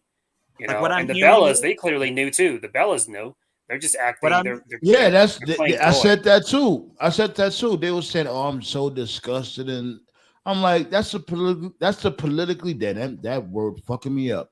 That's the politically correct word." Yeah, politically correct. Dude. Yeah, that was just they had to say that. They discussing and all that. Let's really be real. We're not gonna play pimp with that shit, and it just is what it is. Unfortunately. All these motherfuckers be knowing what's going on, but the main fact is they're not going to out them, because if they out them, their life is practically over too. Friend, family, or foe. If you know too much, you up out of here. What I'm hearing, when you got too much to lose, then yeah.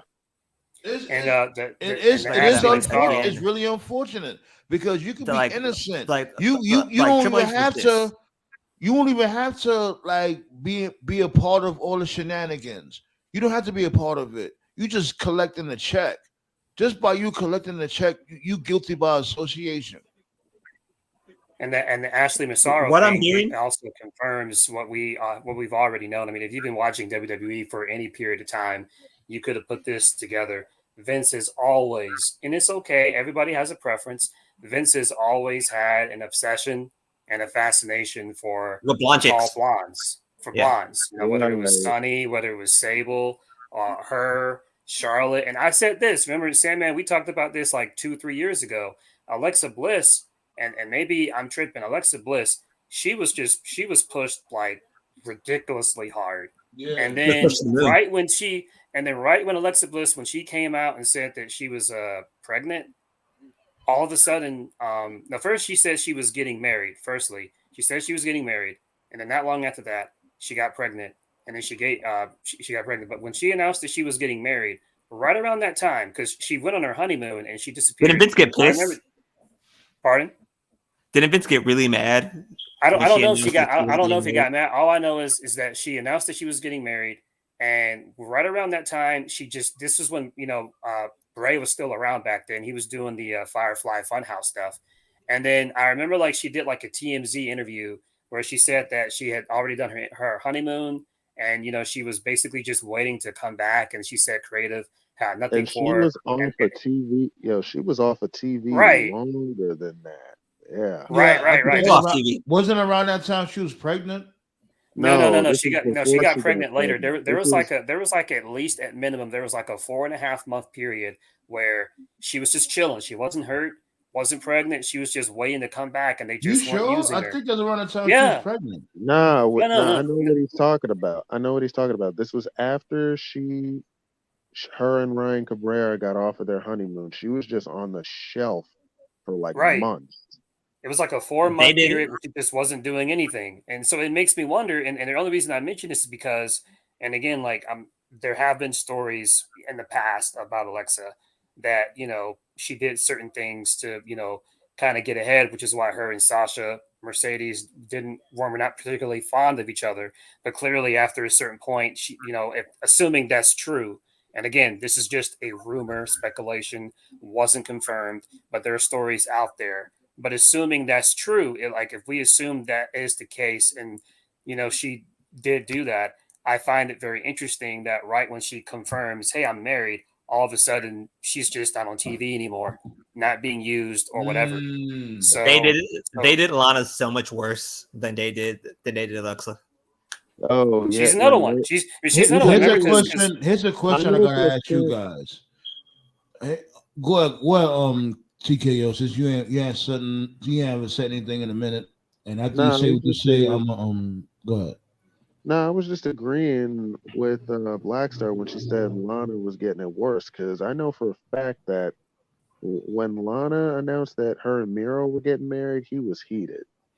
Yeah, yeah, great example. Not a blonde, not a blonde. Yeah, like remember there was rumors out there saying that Vince was saying that basically how could Lana want to marry a dude like Rusev? I guess given the fact that Rusev at the time he was a heavy set dude.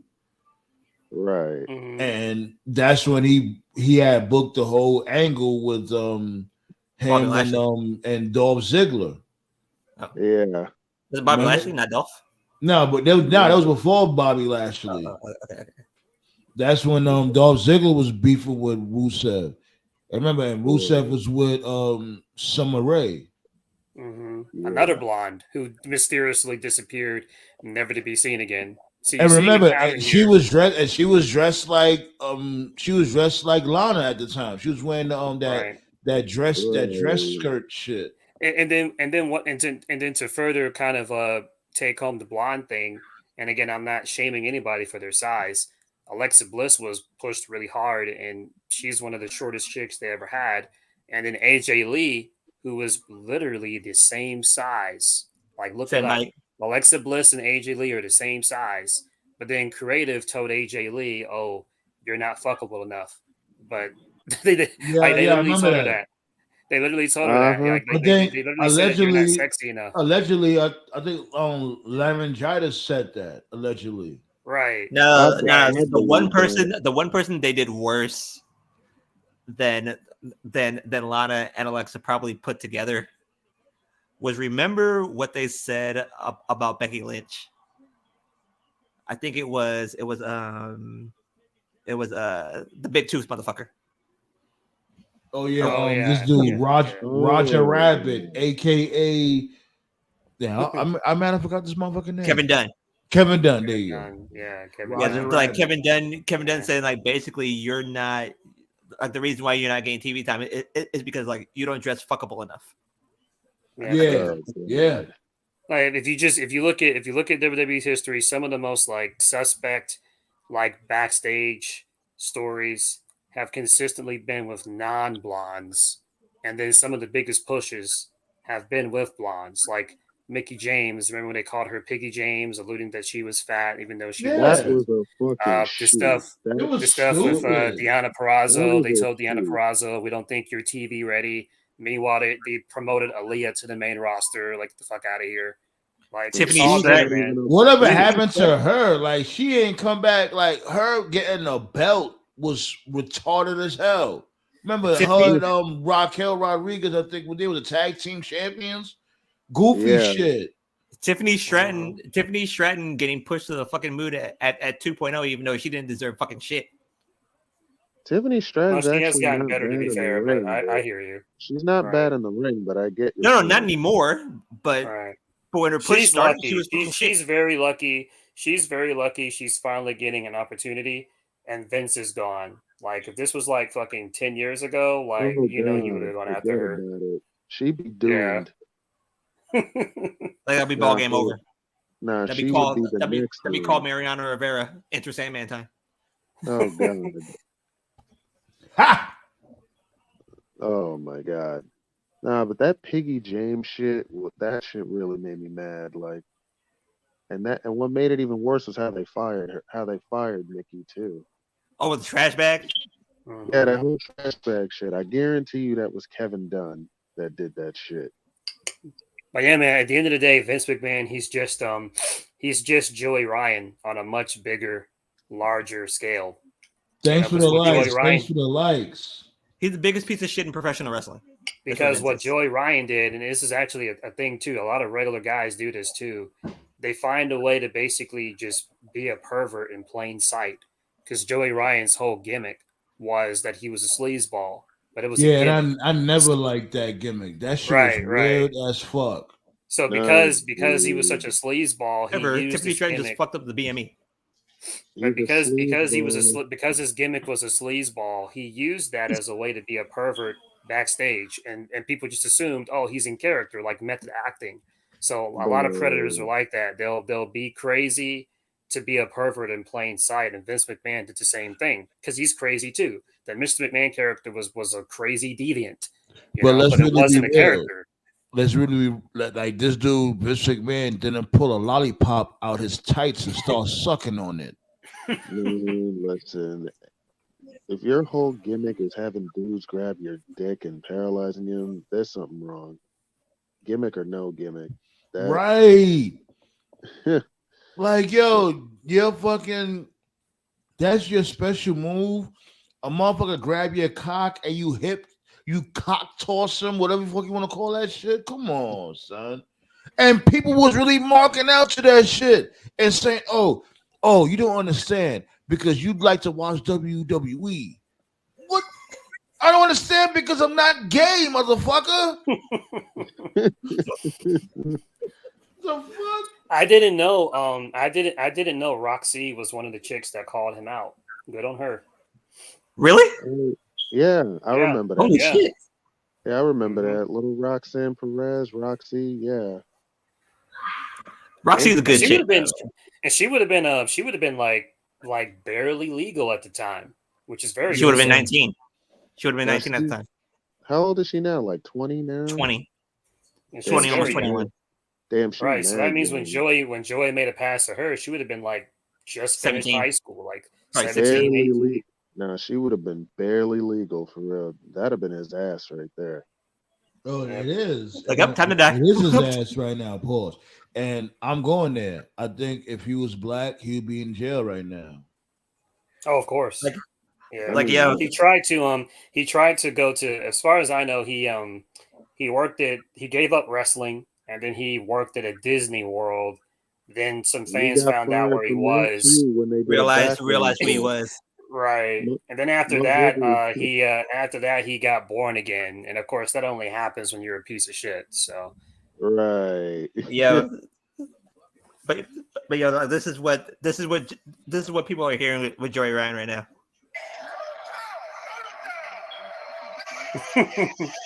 Oh wow! Just don't tell. Yeah, man. Apollo. Man. Action Jackson, aka Apollo, aka Carl Weathers.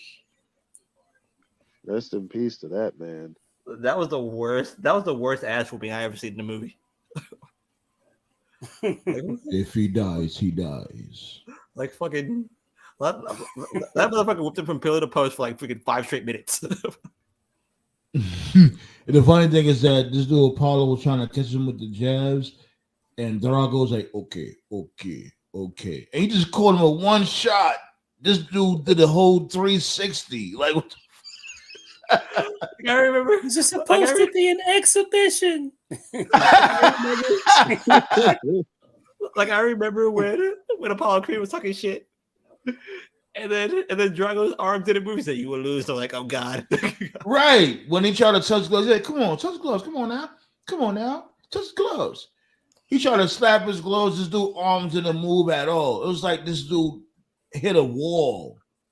The second you hear you'll lose, like, well, he's gonna die. You will lose. Like you would lose, like, oh shit. Hey, since we're talking about 80s, one random thing. You know how they say in wrestling, the best bad guys turn good because the fans like them so much. Of course, yeah. It just sometimes you just like mind your own business and a random like thought just pops in your head. You know who the best, based off that logic, like they say the best bad guys become good guys. Yeah. Based off that, as far as movies are concerned, the best heel of all time is Arnold Schwarzenegger as the T-800 because in the first movie, he was so good. He came back as a babyface in T2. Yo, seriously. Because you just love the fact how they did it because when they did T2, you still thought this dude was the bad guy. How they played it off, and you thought the T1000 was the good guy. Because remember, the Right. T1000 was the one that was looking for this dude. You know what I mean? Like, remember, he was disguised as the cop. You know, what's his name again? Patrick. What's Patrick? Yeah, I know you're talking about. Yeah.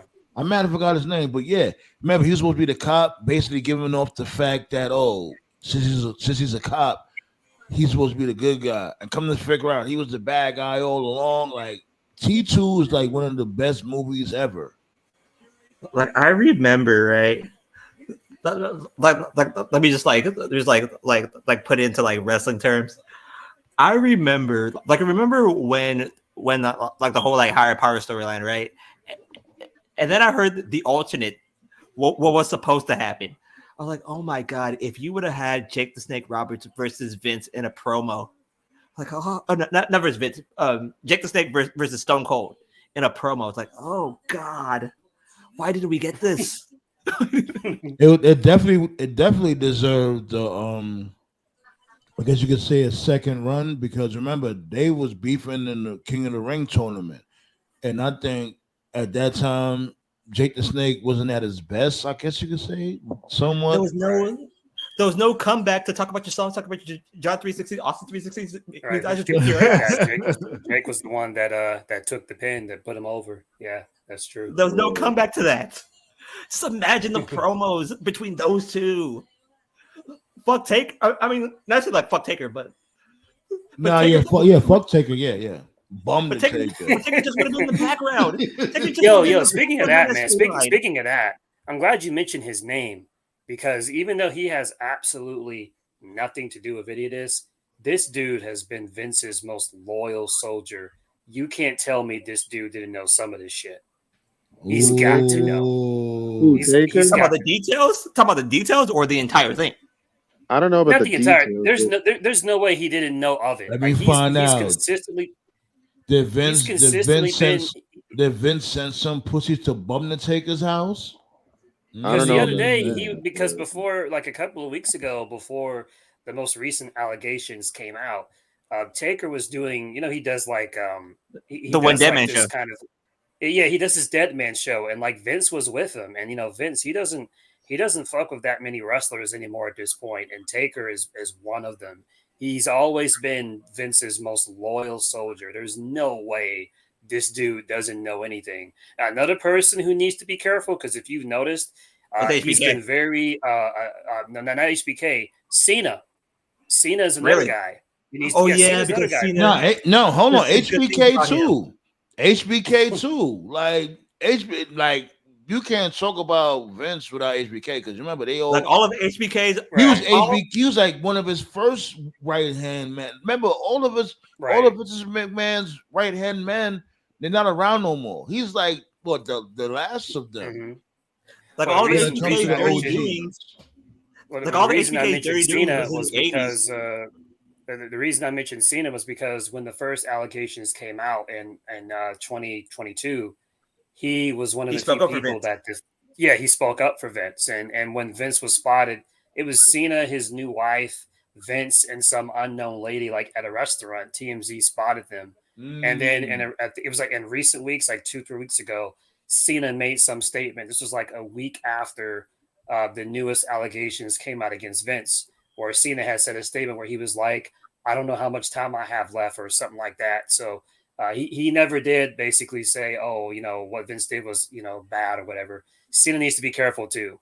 So I doubt Cena knows anything Vince did, but his inability to admit Vince is a piece of shit may hurt his. Well, he can't, but I said he got to be politically correct, because he's still, believe it or not, Vince still signed those checks. Yeah. And then like everything, if you look at everything in 2024 glasses, everything looks so much worse. So much worse. Well, they said Nick Houseman tried to stir the pot that interview with HBK. Wild rumors from the 80s. Yo, when it comes to you interviewing somebody, that's why they say you don't interview your friends or whatever the case may be, because if you want to get the story out, you can't be somebody's friend. Like that whole thing. You gotta ask those hard hitting questions, and even if that person is your friend, associate, whatever case may be, and you got that person live where other people are listening, you gotta dig deep to have a legitimate interview. HBK was a pure monster in the 90s. Sean and Vince were gay lovers. Even Nash confirmed that. So And the HBK was a pure monster. here's my thing with that. If y'all was doing what y'all was doing, who cares? But it's the point when y'all ruining other people's careers, aka lives, just because y'all love each other. You know what I'm saying? Why does that we mentioned like this and we mentioned this a couple of weeks ago. It's no coincidence that what was it? The Kevin Dunn dude. He put his 2 weeks in. And, he used the TKO board. Because they were going to bring in their own people. That was just I don't care what anyone says. That was a smokescreen. He knew what was up. He knew what was coming because he was one of Vince's right hand guys too. He knew what was coming. He said, "I quit. I'm out of here. Get out of here." Why would he be with? Why would he said, he he resigned. That long? They're trying to make it politically correct. Oh, I resigned. No, he said, I quit. That motherfucker wasn't even in the office when they reported that news. That motherfucker been left the United States of America. That motherfucker. Why would he be? The dude basically had a job for life. Even if WWE is with Endeavor now, because of his connections, because of his connections, he would have had a job. Here's the thing about that entire situation. Endeavor said, "Hey, stay till Mania." He said no. Right, he knew. And you're supposed to have a permanent job for life. And you just like, I'm done. You just said I'm done. He may not have had that. He may not have had like the exact job. They probably would have demoted him, but he would have had a job for life. They weren't going to fire. He knew what was coming. He knew what was up. He knew what was up. Stephanie knew what was up. Shane knew what was up. Triple H damn sure knew what was up. He can play stupid. He knew what was up. So no. Like I said, like here's what I think Triple H knew, and like you might think that is bullshit, but it's how I see it. Okay. I think that when Vince introduced Janelle Grant, right, the first woman, he introduced her like, "Hey, this is like my girlfriend. You know that my marriage with me and Linda is ending. This is my new girlfriend," because it was the way Triple H acted towards her when she got fired. He basically upped her for new jobs. Easy. Hey, wait, hold up, Sandman. This is the most random topic ever. Do you think Suge had him killed? Oh God. I don't think there's a doubt in my mind. Nah, hell no. Like I don't think there's a doubt in my mind anymore. Yo, speaking of Suge, he do got his podcast from jail. He does? What about this shit? Hey, if you can get him, get him. Right. I think Endeavor can Endeavor can convince him. Like I think Endeavor can convince Usher to come to Philadelphia.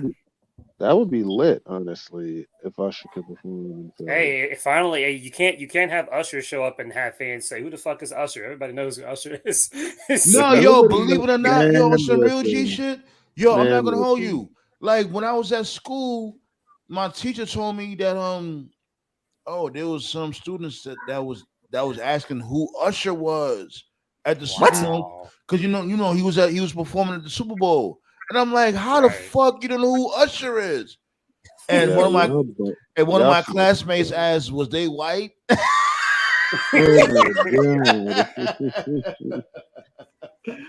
Like I think Endeavor can convince Usher to perform at Mania. Yeah, it's so crazy how many people are all of a sudden Usher fans again. Like, bro, see what happens when you stop listening to that mainstream bullshit? Yeah, to any younger kids out there, if y'all were around the 2000s, there was 3 acts you couldn't escape: Ludacris, Usher, and Outkast. Their songs are played every day.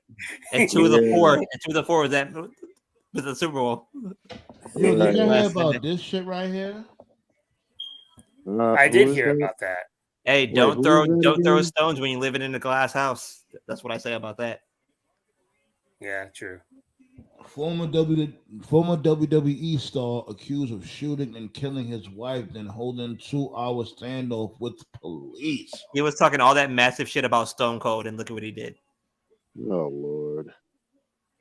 This should be like a new segment, Sam. Man, you can go through like news stories, and we like just speed run it. Yeah, that's what I was saying. Like it's on the community post. All you gotta do once y'all sub to the channel, just go to the community post. It's wrestling news.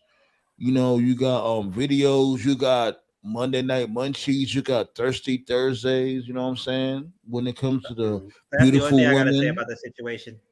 I think everybody agrees with me. Don't throw stones when you live in a glass house. Let's look at one more. Let me see if I can find one more. Hold on. Yeah, went too far back. Well, yeah, B. But real quick before we go, I have the teaser trailer lined up here. Just give me a second.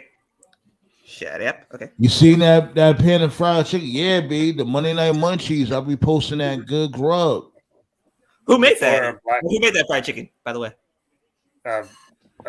Like when it comes to all content, if the link is not on the caption, the link is on the actual video. All you gotta do is look at the video. You see the link. It'll be right there.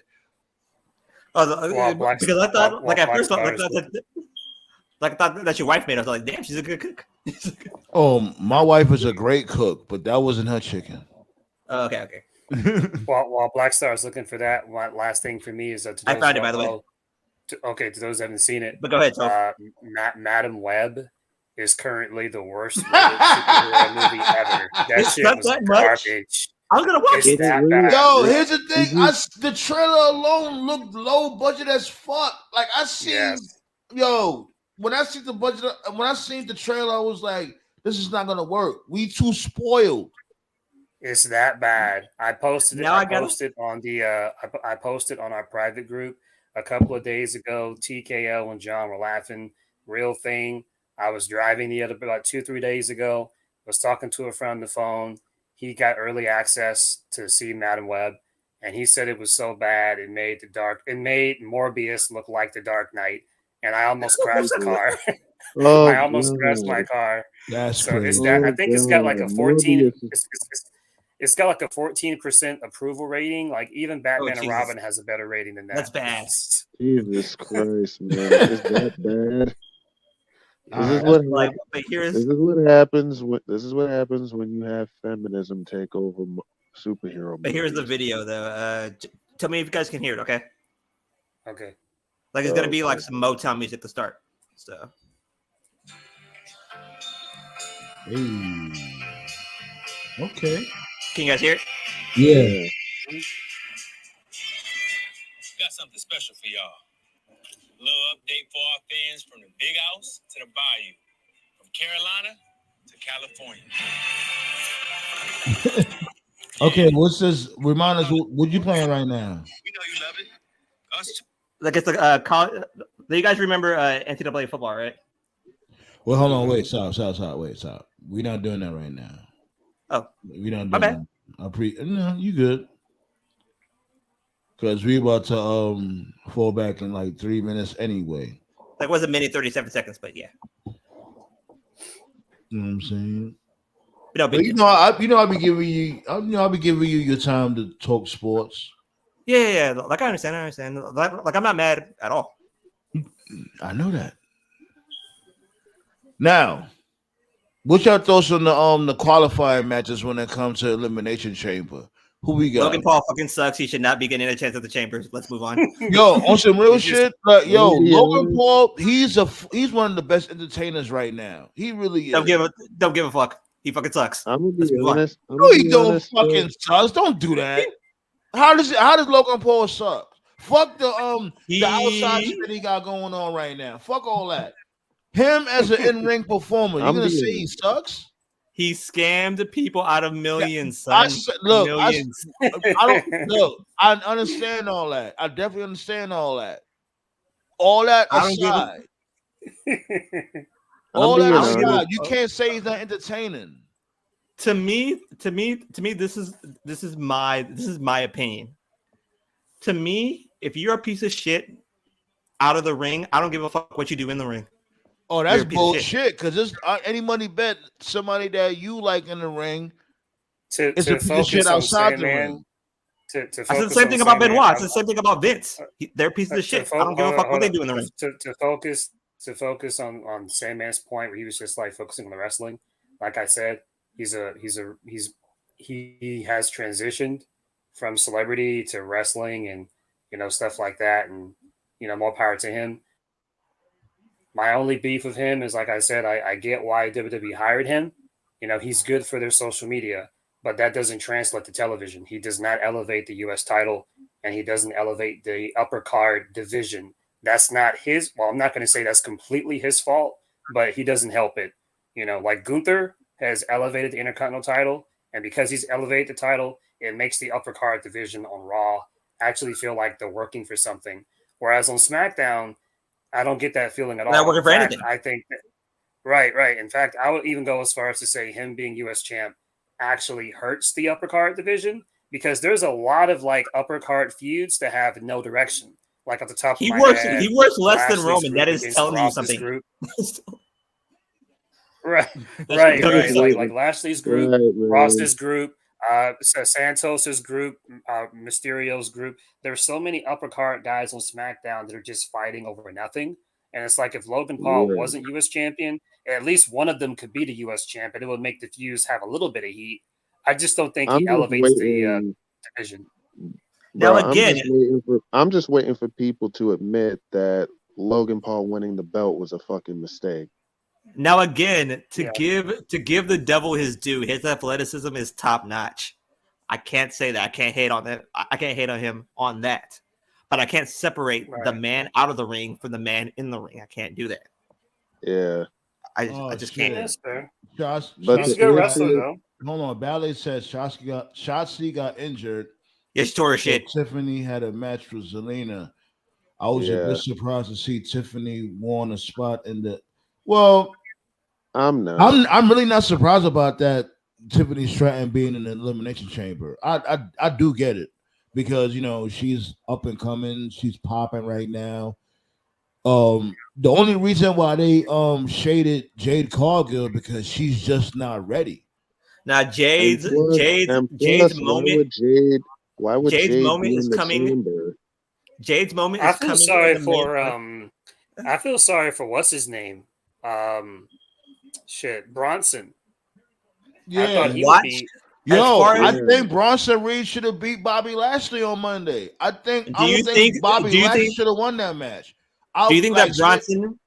Do you think that Raw is going to do two last chance battle royals and Bronson wins that?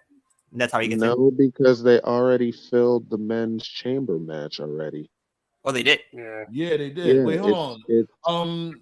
Let's pull that up real quick when it comes to. I think it's Lashley. Yeah, I think it's Lashley, Drew, Knight, Orton, Logan, and one more person. Kevin Owens. Yeah, it's full. And that was a good match between Owens. That was a good match between this dude, Kevin Owens, and Dominic. Yeah, I am really impressed. The only thing I can think of, the only thing I can think of is, obviously, Punk was supposed to be on the show, but he's hurt. Rollins was supposed to be on the show, but he's hurt. You forgot LA Knight. Okay, hold on, wait.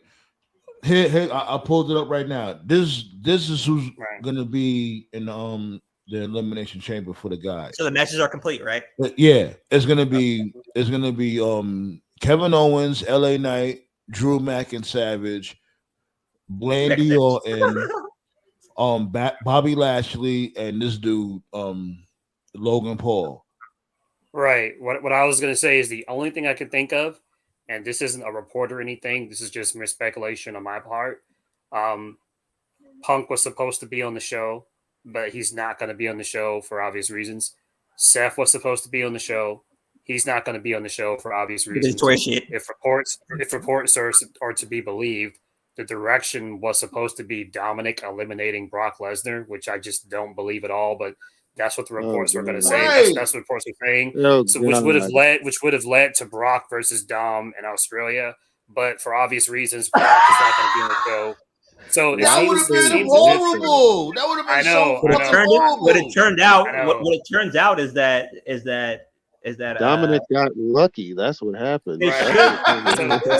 So it seems as if like this show was going to have a lot of star power, but for reasons outside of WWE's control, they're not going to be there. So maybe for these chamber matches, maybe the edict was all hands on deck, and we need to have the match full of star power. So when it came down to Lashley versus Bronson Reed, you would think they had to go with Lashley. They didn't have a choice. Because Lashley's the big name, and even though Bronson's the big Australian guy, maybe they were thinking, well, we already got Rhea for that. So still, can you have it? Like real quick, can you have Bronson? Can you have Bronson? Ruin Lashley's chance, and then just have those two at Mania. Well, they have Grayson Waller there too, doing his talk show, and they got but what I'm saying is that like can Bronson Reed ruin Lashley's chance and then have Bronson Reed versus Lashley at Mania? That's what I'm trying. I mean, I'm not against that. The problem is they're still doing this nothing feud with Cross. That's still going on, you know. Like I understand, but like I'm just saying that like that could be a possibility. But like what I'm hearing, the fact that they did the whole squash match with them with AOP. You know, they need to do shit like that more often. Yeah, like not only with the AOP, but like when it comes to like a Jimmy Uso and shit like that. You know, they need to do that shit. You know what I mean? Just have little 2-minute squash matches. When you don't have nothing to do, that could fill a little time here and there. I was a big supporter. I was a big supporter of the Authors of Pain and their first run. I remember there was not a loud segment, but there was a few fans who didn't like the Authors of Pain because at the time, what they did to those poor jobbers at NXT. With one of them, so hard. The Authors of Pain was animals on NXT Black. Right. I like them. I like them because when they were down there, that was when NXT was like in 1000% like indie mode. You know, you had like DIY and Revival. Remember when they was beefing with It was beefing with the Undisputed Era. Was it Undisputed Era? Right. With Red Dragon. Oh man, when they had that tag team match and with Red Dragon, it was Red Dragon, the Dusty Classic. Yeah. I like them because because NXT had so many indie teams at the time, like that made them stand out even more because they were just two bruisers who just went in there and just beat the fuck out of you. Yeah, and they was lasting with them, like you know. It was I thought Kyle O'Reilly legit died. I thought Kyle O'Reilly legit died in that match. Man. Oh, TKO, you have mentioned this before earlier. I just wanted to give her a shout out because I mentioned her a couple of times. Big ups to Queen Amanada. Got that All Elite graphic today. Big fan of her work. Yeah, so, I like a lot about her. Queen I like her. Yeah. I like this girl. Yo, AEW is stacking their women's division. I like it. Like I said, AEW women's division needed help. WWE didn't need that much help. But again, what I'm hearing is that Jade Cargill is going to cost Nia. Yeah, man, you still want to do that? That sounds like an awful idea. Man, look, I don't see anybody else for Jade Cargill to go against. It might work because the only person get her over. Unless they, I would put them in a 3-minute match. The only other person that would work is her versus Liv. That's the only combination that would work. You know what they're gonna do. What does Triple H do with everybody? Everybody in the same race got to tag together. Here's that prediction. She's gonna tag with Bianca. That's what they're gonna do. Watch. No, they're pulling. They gonna pull the trigger with her and Bianca and have them in a match. What I at still Mania? think they're going to team. Oh They're hell gonna, no, they can't do that. They're gonna team. Bianca will run circles around No, man, they're Jade. going to team. You heard it here first. It's going to be Shouldn't Bianca you? and Jade versus the Shouldn't Kabuki you Warriors delay? at But WrestleMania. Bianca, but Jade is a heel. Why would she team with a face? It doesn't matter, bro. It doesn't. That's what they're gonna do. But Write that think down. I'm Write that down. laughing because I Roundtable. swear to God, I'm laughing because I would not be surprised they do some goofy shit like that. Let's have a bet. Episode. Let's have a bet right now, 180. Toph. Let's have a bet right now. Let's have a bet right now. Episode 180. I said it first. Not Sean Ross Sapp. Not Meltzer. No Let's one. have a I bet said right it now, first. Toph. Kabuki Warriors versus Jade and Bianca. They're gonna do it. Oh my God! Let's have a bet right now, Toph. Let's have Oh a bet my right now, God! Toph. Loser, don't do that because last Don't time do it. don't do that because Don't do last it. time you wanted to Don't bet, do you it. reneged. Leave it alone. I didn't renege. I didn't renege. I Okay. I gave Toph You credit. didn't renege. I You gave just Toph. lost. I gave Toph and TKO credit. Okay. Didn't I? He didn't Talk your renege. shit. Go ahead. renege. Talk to He him. didn't Go ahead. renege. He just lost. But that's it. No. When I lost, I lived up to my end of the bet, didn't I? And that's fine. And I appreciate you for it. But that's why I said AEW's women's roster is being stacked for Mercedes. No. Like I'm not saying that. Like what I am saying is that Toph said that Bianca and Jade versus the Kabuki Warriors. What I'm saying is Jade versus Nia. That will be the matchup. Man, I hope no one gets hurt. That's all I gotta say. Lashley better have a match this Mania. I ain't gonna lie. Like, I don't know what they have planned for that because Lashley's definitely not winning the Elimination Chamber. Real quick, how's Logan Paul fucking 90? I will figure on some real shit. I will figure out a way. I will figure out a way for the last testament, the final testament, to cause Lashley in the chamber.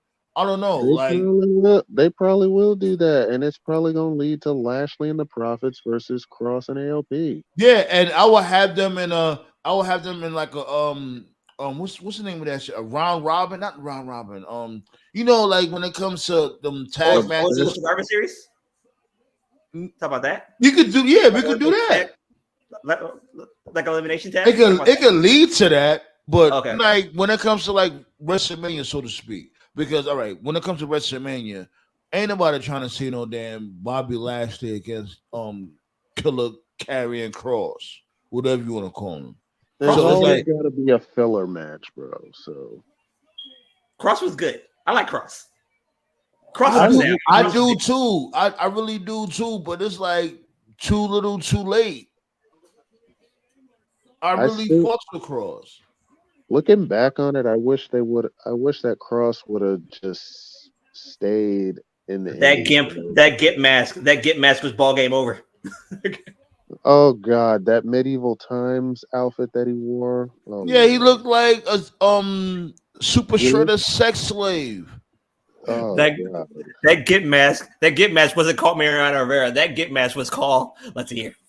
I don't know what to do with Kross anymore. I was about to say he needs to go back to TNA to cook, but Demore is gone, so I don't even know if he would be safe there now anymore. And they do look good. The Final Testament, they look good. They look like a legitimate stable. They look good, but one small problem. The second you went that Git mask, the second you called Tom Brady in the fourth quarter, 2 minute warning. 2 minute warning, you need to score to win. Wasn't he? But even way after that, when with the whole him looking like the Gimp and all that. When he lost his first match on Raw when he was the NXT Jeff Hardy.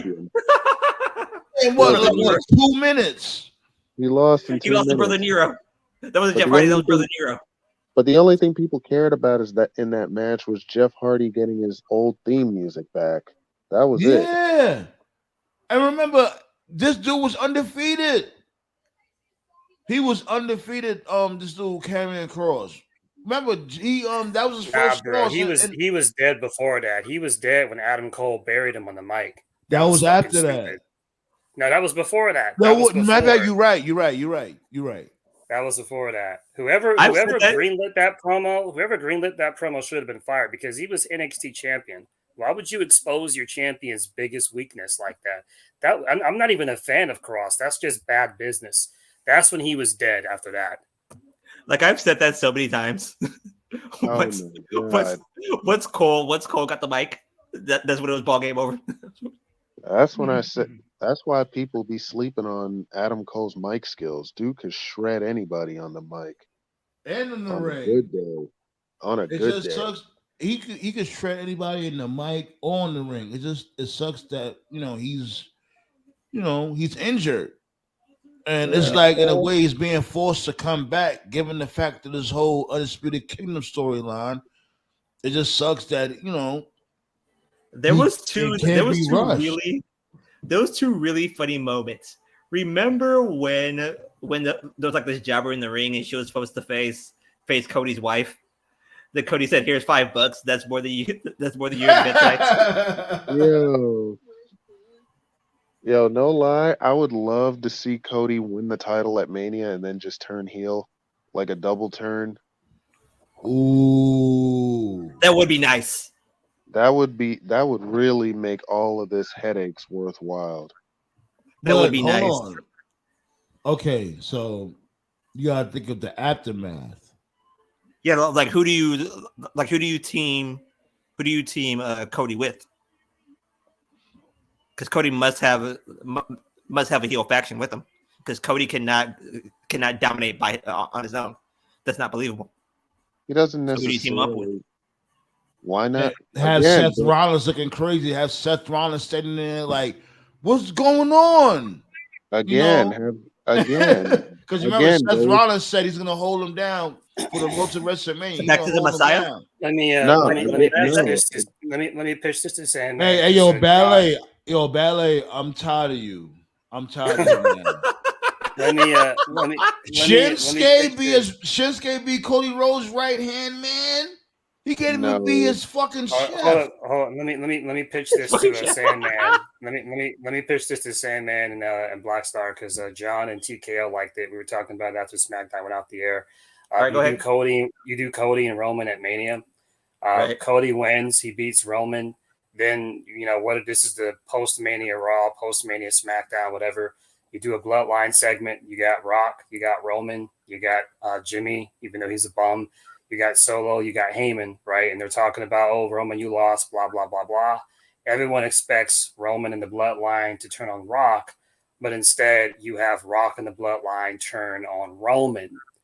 And to those that don't know, and the legitimate family tree, the Rock is the High Chief. That's a shoot. The High Chief actually outranks the Tribal Chief. Again, this is a shoot.